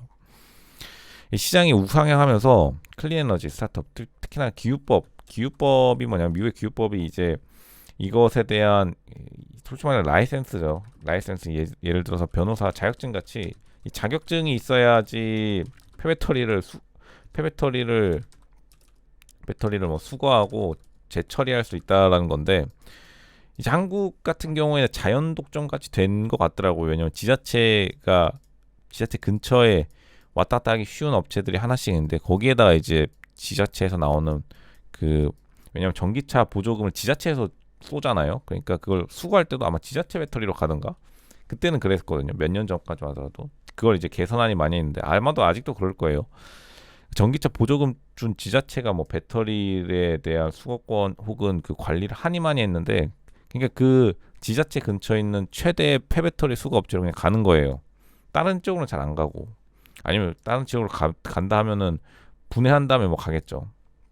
그런 식으로 미국도 이제 신청을 하면 주정부에서 승인한 폐배터리 업체로 가면은 이제 테슬라 같은 거겠죠. 테슬라 같은 거는 규격화가 되어 있으니까 기계로 부순 다음에 구리, 금 뭐 온갖 게 다 있던데, 니켈 뭐 어쩌고 저쩌고를 해가지고 말 그대로 그냥 광산같이 캐는 거예요. 광산같이 캐는 거.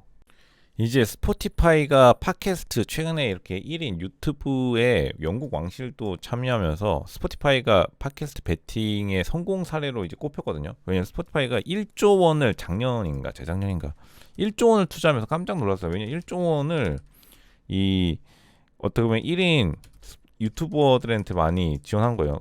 지원?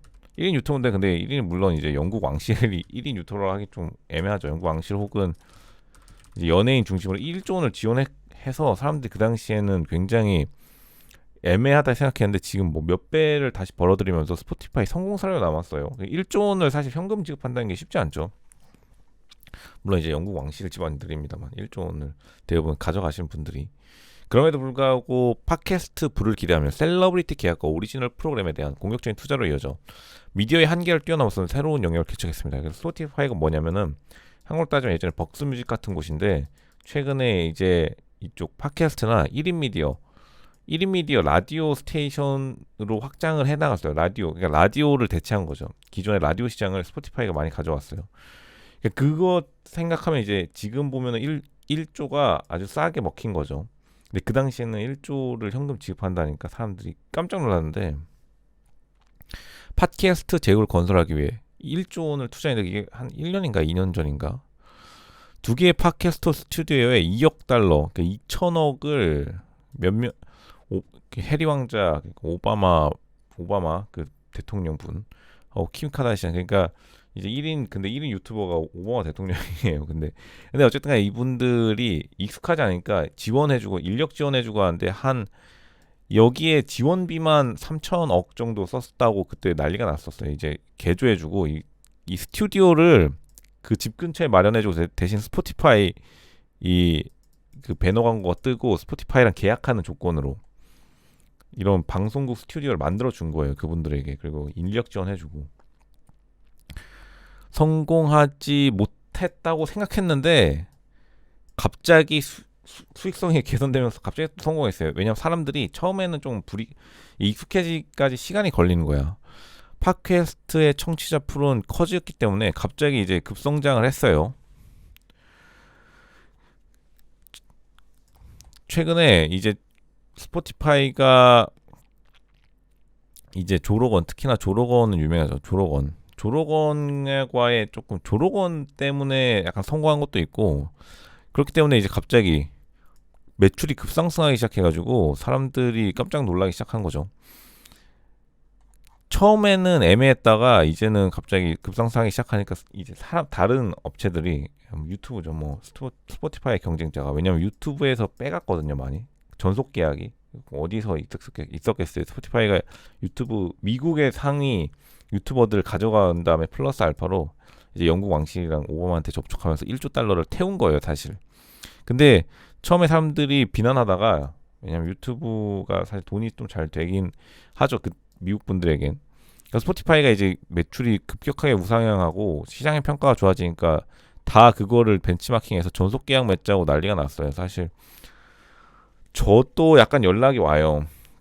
그 이름만 들으면 알 법한 기업들에서. 근데 일단은 뭐 그런 거에 대해서 비즈니스 기회는 근데 늘 열려 있으니까요. 최근에 좀 광고비가 늘어난다는 게 경제가 좀 살아난다는 그 신호인 것 같아요.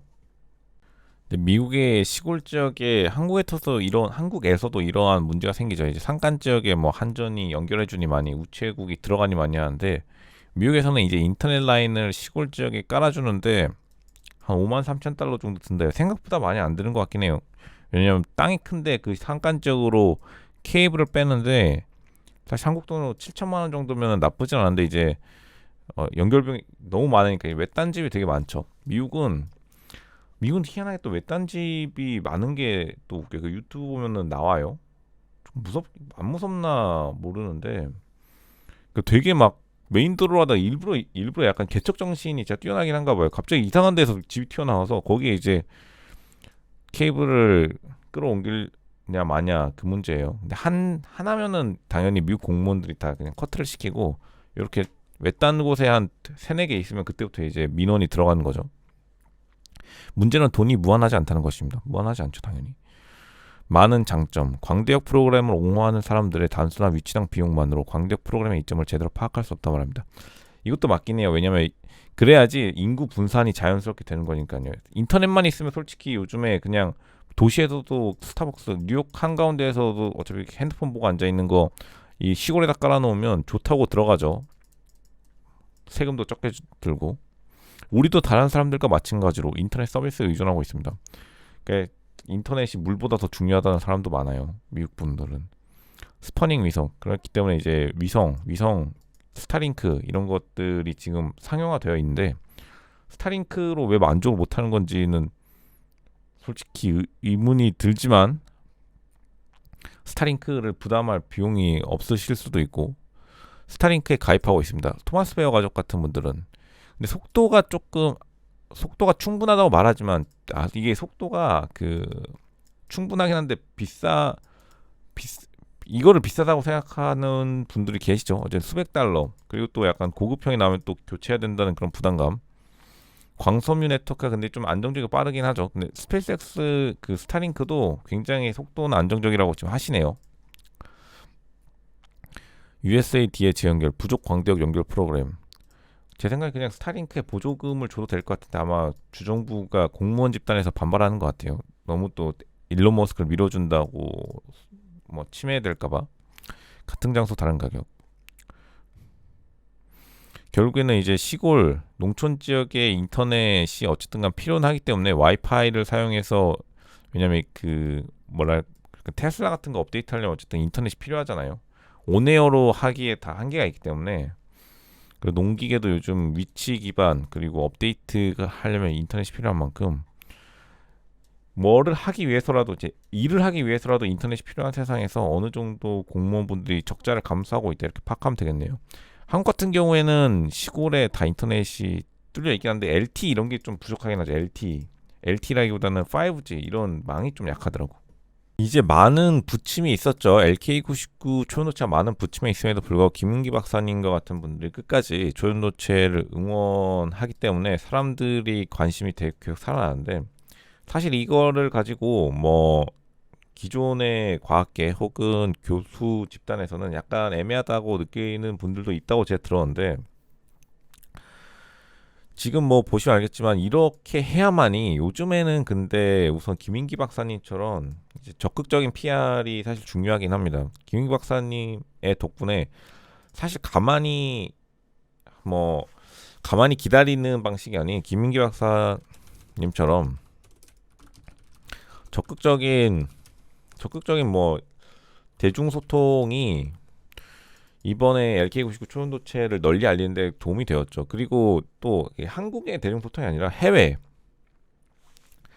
분들이 이제 아시겠지만 해외 분들이 김인기 박사님의 이 페이스북을 잘 접근하는 만큼 이제 글로벌 시민들에게도 실시간으로 연구 결과 및 자신의 뭐 의견을 개진하는 정말 새로운 과학 검증의 시대가 열렸다고 봐요. 그렇기 때문에 사람들도 많은 호응을 얻은 거고 트위터나 틱톡도 마찬가지고요. 어쨌든 중국 분들이 굉장히 또 활발하게 참여하고 있는 건 사실이니까요. 뭐 월스트리트 저널 뉴스 독점이라는데 이 빌딩은 유명하죠. 유튜브에도 많이 소개되었던 432 파크 아파트. 한국의 한남 나윤원 같은 그 432 도로 이름을 붙이는 게 유행의 웜조 뉴욕의 아파트가 1억 3,500만 달러면 얼마죠? 한번 볼게요. 100만 달러가 10억, 1000만 달러가 100억, 1000억을 요구했었는데 한 500억에 팔렸다 하네요. 뉴욕에서 가장 비싼 거래 중 하나가 될 것입니다. 굉장히 비싸긴 하네요. 500억도 비싸죠. 참고로 시그니엘이 160억이거든요. 상황을 잘 아는 두 사람에 따르면 9,200만 달러에 맨해튼 아파트가 약 7천만 달러의 계약이 체결되었다고 합니다. 그래도 거의 한 900억 가까이 되는데 침실 5개짜리 콘도는 이 금액의 거래가 성사될 경우 뉴욕에서 가장 비싼 주택 중 하나가 될 것이라고 합니다. 판매자는 헤지펀드 캐니언 캐피털 어드바이저스 미치 줄리스. 이 사람 개인 거였구나. 로 유닛. 와, 일본식으로 꾸며놨다고 했었네요. 와, 어떻게 그 아파트에 900억을 태울 수 있지? 이 사람 대단하네. 근데 그 안쪽은 수기모토 히로시라는 일본 디자이너가 했대요. 삼나무 셔터, 일본 전통 다실로 꾸며져 있다는데 원래는 1억 6,900만 달러. 굉장히 비쌌네요. 요구했던 300억 달러 쳤는데 절반 가격. 그래도 비싸네요. 그래도 거의 1,000억 가까이 되는데 900억 7천만 달러 900억. 원래 가격은 2천억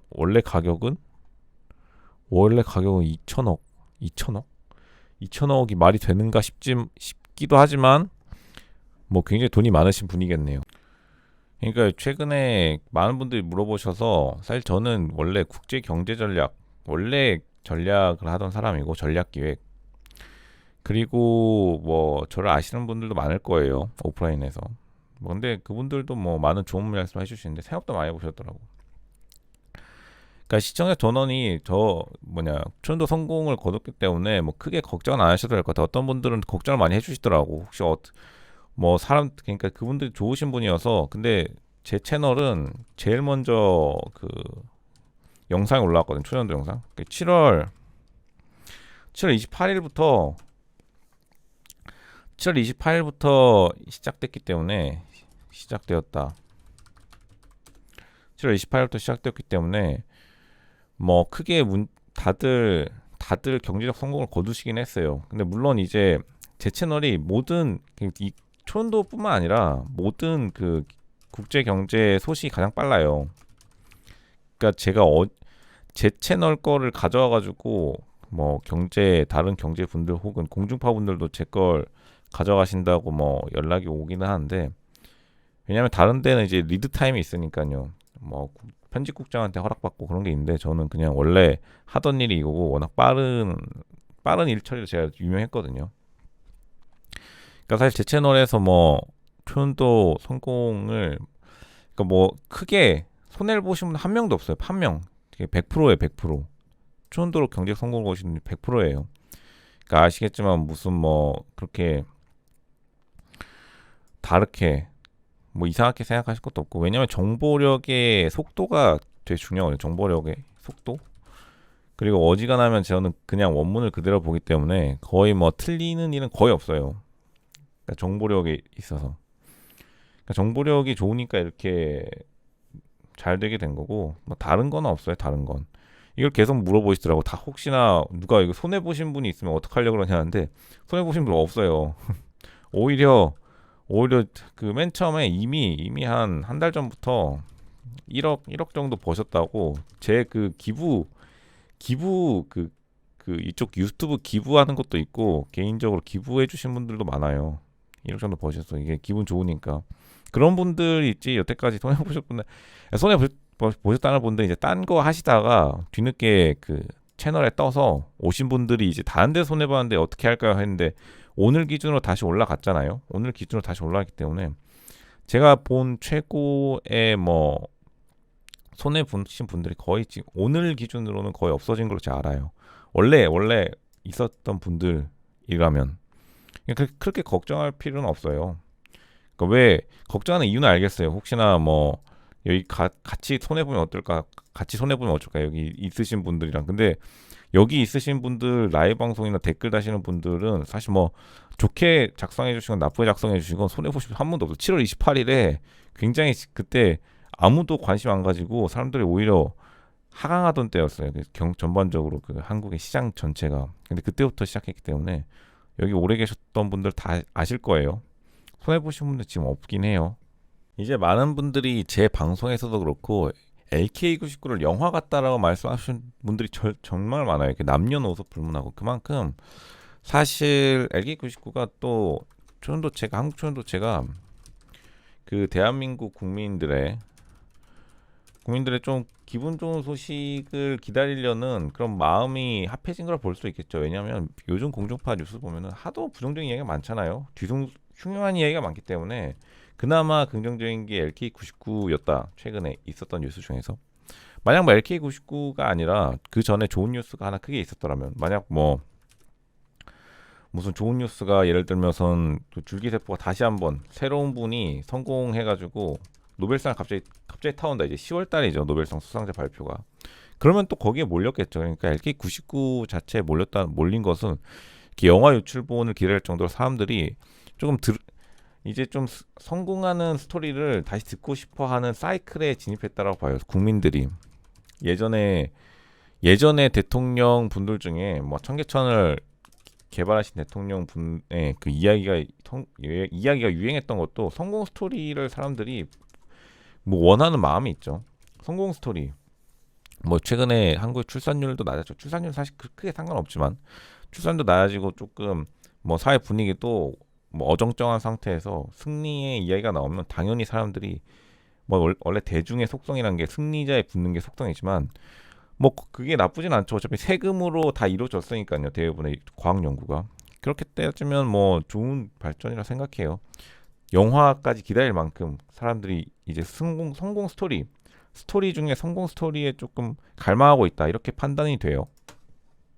GNR 갤러리에서 뭐 이거는 근데 예전부터 그랬지만 사실 뭐 아마 초중고 대학원생분들이 많은 것 같아요.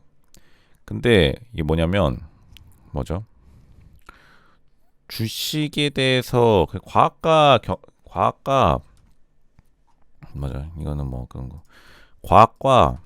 과학과 경제를 계속해서 분리하려는 시도는 이제 사실 예전에 조선 선비 제도 때는 그랬어요. 왜냐면 선비가 나쁜 말이 아니에요. 선비가 한국 사회 귀족이었는데 뭐 순식간에 순식간에 이제 몰락하면서 한국 사회 귀족들 양반들이요.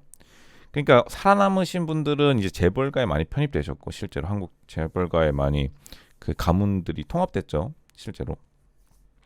그러면서 이제 한국의 뭐라 그럴까 엘리트 코드라고 하는 한국의 지배층이 순식간에 무너지면서 힘의 공백을 조금 채운다고 많은 부침이 있었죠. 예, 왔다 갔다가 있었는데 근데 그 과정에서 제가 제일 가슴 아픈 게 일단은 다른 서양 귀족의 경우 몰락하면서 이제 부르주아와 합쳐지면서 한국과는 비슷한데 빠르게 그 뭐 상업의 질서를 세웠는데 상업과 그 권력의 질서를 세웠지만 한국 같은 경우에는 그쪽에서 이제 뭐 갖가지 분쟁 내부 분쟁으로 인해 양반 세력들이 너무 몰락한 다음 다시 다시 뭐 재건되지 못하면서 이제 조금 너무나 하여간 양반의 문화는 남아 있죠. 양반의 문화는 남아 있는데 권력층이 순식간에 사라지면서 이 경제에 대한 사실 경제 교육에 대한 조금 이거 무지죠, 무지. 경제 교육에 대한 무지. 왜냐하면 사실 국민이 부자가 되는 건 굉장히 좀 많은 혼란을 가져오거든요. 가져오기 때문에 이런 일부러 약간 경제 교육을 스킵한 경제 교육을 빼먹었다 의도적으로 빼먹었다 봐야죠. 초중고 때. 그러니까 계속해서 과학과 경제를 나누려고 하는데 그러면은 과학에 대한 연구비는 어디서 과학 연구비를 어디서 가져와요? 어디서? 연구비 돈이랑 주식에 들어가는 돈이랑 똑같은 거예요, 사실. 그러니까 이제 돈을 계속해서 이렇게 나누려는 시도 자체가 예전에 그 선비 문화가 남아 있는데 실제로 돈을 주는 사람은 어차피 국가나 국민이나 세금의 흐름은 똑같다고 해요, 흐름에. 그렇기 때문에 이거를 억지로 나누는 것 자체가 경제 교육에 그냥 무지다 이렇게밖에 생각이 안 돼요. 그러니까 솔루션이 있다면 지금이라도 다 같이 합치는 게 좋죠. 왜 미국이 강대국이 된 이유는 과학기술 MIT가 동부에 있고 MIT 월스트리트 있는데 바로 옆에 있잖아요. 그러니까 성공할 수 있었던 거지. MIT가 그러니까 그것도 한 문제야. 내가 볼 때 한국 그 카이스트가 원래 키스트라고 있거든요. 키스트가 저기 고려대 옆에 있어요.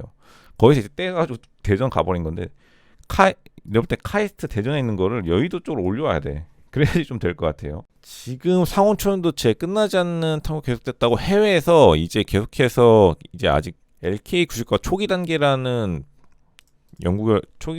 초기 단계라는 언론 보도가 많아지고 있는데 아마 APL 머터리얼즈 등재를 기다리는 사람들의 시선을 이제 알 수 있죠. 갑자기 또 긍정적인 언론이 증가하면서 사람들의 관심이 많아지고 있는 것으로 보여요. 올해 초 세계 최초의 상온 초연도체로 무난한 가능성을 제시할 것으로 기대해왔던 LK99에 대한 기대감으로 전세가 들썩였죠. 지금 샘플을 재현하는 움직임이 많이 있는데 샘플이 약간 제약각으로 나오면서 사람들로 하여금 뭐 샘플이 얼마나 잘 뽑혀서 뜰 수 있는지에 대해서 전 세계 경쟁이 붙은 상황이에요. 초기에 그 특성에 알려진 바 거의 없었지만 하지만 지금 전 세계가 연구 결과 이 신물질에 대한 연구 결과가 쌓이면서 사람들이 데이터를 축적하고 있죠. 그러니까 이제 우리가 겨우 이 정도 단계에 왔으며 점점 더 이제 가속도가 붙으면은 금방 상온 초연도체가 완성될 거라는 기대감을 쌓여 있고 현재 미국의 그 설문조사에서는 5년 안에 거의 상용화가 완료될 것으로 하는 것이 51%로 1위를 차지했어요. 1위. 그러니까 사람들이 현재 지금 연구 결과에 대한 가속도를 믿고 있다는 거죠. 물론 이제 코리아 23이 나올지 USA 23이 나올지 차이나 23이 나올지는 그거는 이제 뭐 각국의 경쟁에 따라 달려있지만 LK99에 영감을 받은 많은 전세계 과학자들이 연구를 하고 있다는 것만으로도 대한민국이 선두 국가로서 어떻게 보면은 글로벌에 자신감을 내세운 역사적 사건이라 할 수 있죠. 그렇기 때문에 이제 해외 언론들도 거기에 대해서 찬사와 대석특필하는 것이고요. 이제 이탈리아가 중국 1대1로 이니셔티브 탈퇴를 모색하는데 화나지 않게 하지 않으면서 근데 뭐 이미 이탈리아의 유튜브에 보면은 중국을 엄청 화나게 한 것 같던데 물론 공식적으로 당연히 그런 사적인 감정은 없겠죠. 인프라 협정에 대한 로마의 실망은 중국의 글로벌 경제 야망에 대한 서방의 회의론이 커지면서 나옵니다. 이게 국제 경제라는 게 진짜 국제 외교가 진짜 차가운 정도가 아니라 이거 얼음물이에요, 얼음물. 그냥 중국이 이 뜻은 뭐겠어요? 중국이 이태리 GDP보다 지금 실제로 낮게 나온다는 그 소문이 도는 순간 그냥 팽 해버리는 거예요. 그러니까 세계가 완전히 냉정하다니까. 외무장관은 이탈리아 1대1로에서 큰 성과를 거두지 못했다. 자기가 잘 나간다 이거죠. 자기가 잘 나가는데 왜 거기 내가 고개 숙여야 되냐. 나갑니다 이렇게 하는 거죠. 승인화생 하는 거예요.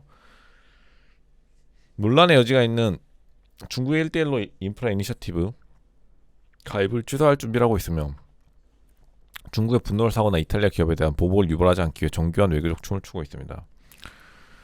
뭐 명분을 잡았나 보죠. 외무부에서 중국과의 대체 경제 거래를 위한 토대를 마련하기 노력했습니다. 1대1로를 통해 큰 성과를 거두지는 못했지만 이는 중요하지 않다. 우리는 상업적 관계를 강화하기 위한 계획을 추진하기로 결심했습니다. 오랜 동안 불편한 신기를 드러냈습니다. 이제 새로운 총리가 예전을 되게 비판하면서 당선이 됐기 때문에 예전에 했던 걸 다시 취소하려는 거죠. 게다가 이제 중국도 약해졌으니 더 이상 할 명분도 없고 이탈리아 관리들은 중국을 당혹스럽게 할 수 있는 공개적인 발언을 조심스럽게 피하고 있습니다. 중국은 이 주제에 대한 대화가 비공개로 이루어지기를 원합니다. 그들은 우리가 체면을 구일까 봐 두려워하고 있습니다. 이런 대화는 비공개로 이루어집니다. 이미 체면 다 구겼죠. 이제 인도 마헤스와리 박사 분께서 LK99 초연도체에 대한 경이로움. 이제 인도 분들은 사실 뭐 처음부터 긍정적으로 보신 분들이 많기 때문에 특별히 놀랍지도 않은데 LK99 초연도체는 매우 유망하지만 널리 사용되기 전에 해결해야 할 과제가 남아 있습니다. 초전도 영역에서 획기적인 발전을 이룩한 건데 결국에는 잠재력을 가지고 있다. 잠재력이 사실 사람들을 이번에 많이 매료시킨 것 중에 하나죠. 물론 상업화가 어려울 수 있어요. 그 특성상. 왜냐하면 지금 구리 전선으로 된 다음에 냉각하는 방식으로 저온 초연도체가 사용되는데 극저온 이제 뭐 200도 정도 저온 고온이라 해봤자 고온이든 저온이든 한 이 정도는 유지해야 되는데 사실상 일반 사람들 입장에서는 되게 차가운 온도죠. 지금 구리로 이게 할 수 있는 거와 달리 지금 거는 이제 금속 돌 같은 느낌을 주기 때문에 근데 얇게 이제 코팅하는 방법이 있으면 가능할 것 같아요. 상호작용하는 방식 혁신을 가져올 날. 근데 어쨌든간 혁신이라는 게 일단은 만든 다음에 한번 계속해서 상업용의 그 적용은 계속 시도해봐야 하는 거거든요. 사실상 뭐 예전에 진공관의 발명이 그랬듯이 진공관이 결국 지금까지 반도체로 왔으니까요. 솔리드 스테이트. 결국에 이 잠재력이 흥미 진진하다고 고무적이라는 인도 마헤스와리 박사의 말처럼 인도 분들도 사실 성장해야 되는 나라니까 성장해야 되는 나라들은 이 잠재력에 자신의 국가 발전을 연결시키고자 하는 마음이 큰 것 같아요. 이제 많은 분들이 중국 분들이 샘플에 대한 영상을 되게 많이 남긴 특징인데 샘플 영상 왜냐면 이게 중국 분들이 그 지금 보시면 빌리빌리 두인이라고 이제 이게 틱톡 그거거든요. 그러니까 중국 교수진들은 중국 대학 교수진들은 라이브 방송으로 그 돈 벌면서 이거 꾸우시는 거를 하시더라고요. 이게 근데 뭐 중국 분들이 이제 상업 센스가 있죠. 예전부터 화교분들도 유명했지만 그리고 틱톡이 최근 유행이니까 틱톡의 중국 이름인데 두인 약간 달라요. 서버가 약간 다른데 중국 내부랑 외부랑 그렇기 때문에 이제 사람들이 결국에는 중국은 일반 국민들의 지지가 굉장해요. 초전도체에 대한 일반 국민들의 지지가 굉장하기 때문에 이 지지를 바탕으로 지금 사람들이 후원을 받아서 신이 나서 이제 꿈꾸고 있는 거거든요. 뭐 그렇죠. 근데 사실 저는 한국의 과학계를 저온학회를 또 무작정 비난하기도 어려운 게 저온학회 같은 경우에는 일반 국민들이 관심이 평소에 없었기 때문에 뭐 세금이 없으면은 유지가 되기 어렵잖아요. 유지되기 어렵기 때문에 오히려 좀 또 보수적으로 운영해야 되는 그 학회장들의 고민이 있어요. 확실히 중국 같은 경우에는 중국 중앙당으로부터 지지를 받긴 하지만 국민들의 이렇게 지지가 있기 때문에 사람들이 또 자신감을 가지고 확 굽는 것도 있고요. 왜냐하면 중국은 사실 뭐 황우석 같은 사건이 제가 볼 때 이런 것도 있어요. 중국은 뭐 황우석 박사 분 같은 그런 것도 그냥 단순 실수로 치고 그냥 계속 구우시나 봐. 근데 이게 좀 중국이 약간 뻔뻔한 면이 있는데 이런 게 좀 필요하긴 해요. 사실 비즈니스에선. 결 말씀드렸지만 주식과 과학의 분리가 대한민국의 과학 발전을 저해시키는 궁극적인 이유가 MIT가 성공한 이유도 MIT가 이제 하버드 옆에 있잖아요. 하버드 옆에 있다. MIT가 어디냐면 MIT가 결국에 월스트리트 근처에 있잖아요. 월스트리트 근처에 있단 말이에요. 근방에. 사실 한국의 과학이 왜 부진했냐고 묻는다면 카이스트는 어디 있어요? 카이스트랑 포항공대. 이게 이분들이 여의도로 와야 돼요. 여의도 공대랑 여의도 연구원 여의도 연구원은 좀 여의도 연구원이 제가 있었죠 근처에. 이 여의도 공대가 생겨야 돼요. 여의도 공대가 생겨야 과학의 발전이 있다고요. 그러니까 사실 대전이나 포항 같은 데 가버리면 거기서 예전처럼 그러니까 MIT가 왜 월스트리트 근처는 아니지만 하여간 월스트리트와 비슷한 동부 쪽에 있는 거를 아시는 것이 좋은 게 결국에는 이렇기 때문에 발전할 수 있는 거죠. 왔다 갔다 하면서 월스트리트 카이스트 포항공대는 솔직히 여의도에서 너무 멀리 떨어져 있죠. 그러니까 너무나 여의도 공대가 생겨야 과학의 발전이 있는 것이고 왜냐하면 돈이 있어야 과학의 발전이 있죠. 이게 언제까지 그 과기부 사무관 기재부 사무관 28살 분들 눈치 보면서 그 과학 예산 타원금을 이게 얼마나 솔직히 자존심 상한 일이에요. 실제로 제가 아시겠지만 50대 그 교수 국책위원 교수님들이요. 이 29살 사무관들이 뭐 과기부 그 행사하면 맨 처음에 사무관들이 먼저 인사하거든요. 서열대로 인사하니까. 그러면 일어서가지고 막 박수 쳐요. 아직도. 그러니까 얼마나 자존심 상한 일이겠어. 물론 이제 다 같이 조차하고 하는 거고 이렇게 관습이니까 이제 사무관분들도 자기가 뭐 하고 싶어서 하는 건 아니지만 언제까지 이럴 거야 아니면은 그냥 자신감 있고 당당하게 자기 연구비 자기가 이제 끌어다가 쓰는 그런 선순환 환경이 마련돼야죠. 어차피 이제 연구비도 삭감되는 마당에. 그러니까 제가 볼 때 여의도 공대 이런 것들이 생겨야 과학의 미래가 있다 봐요.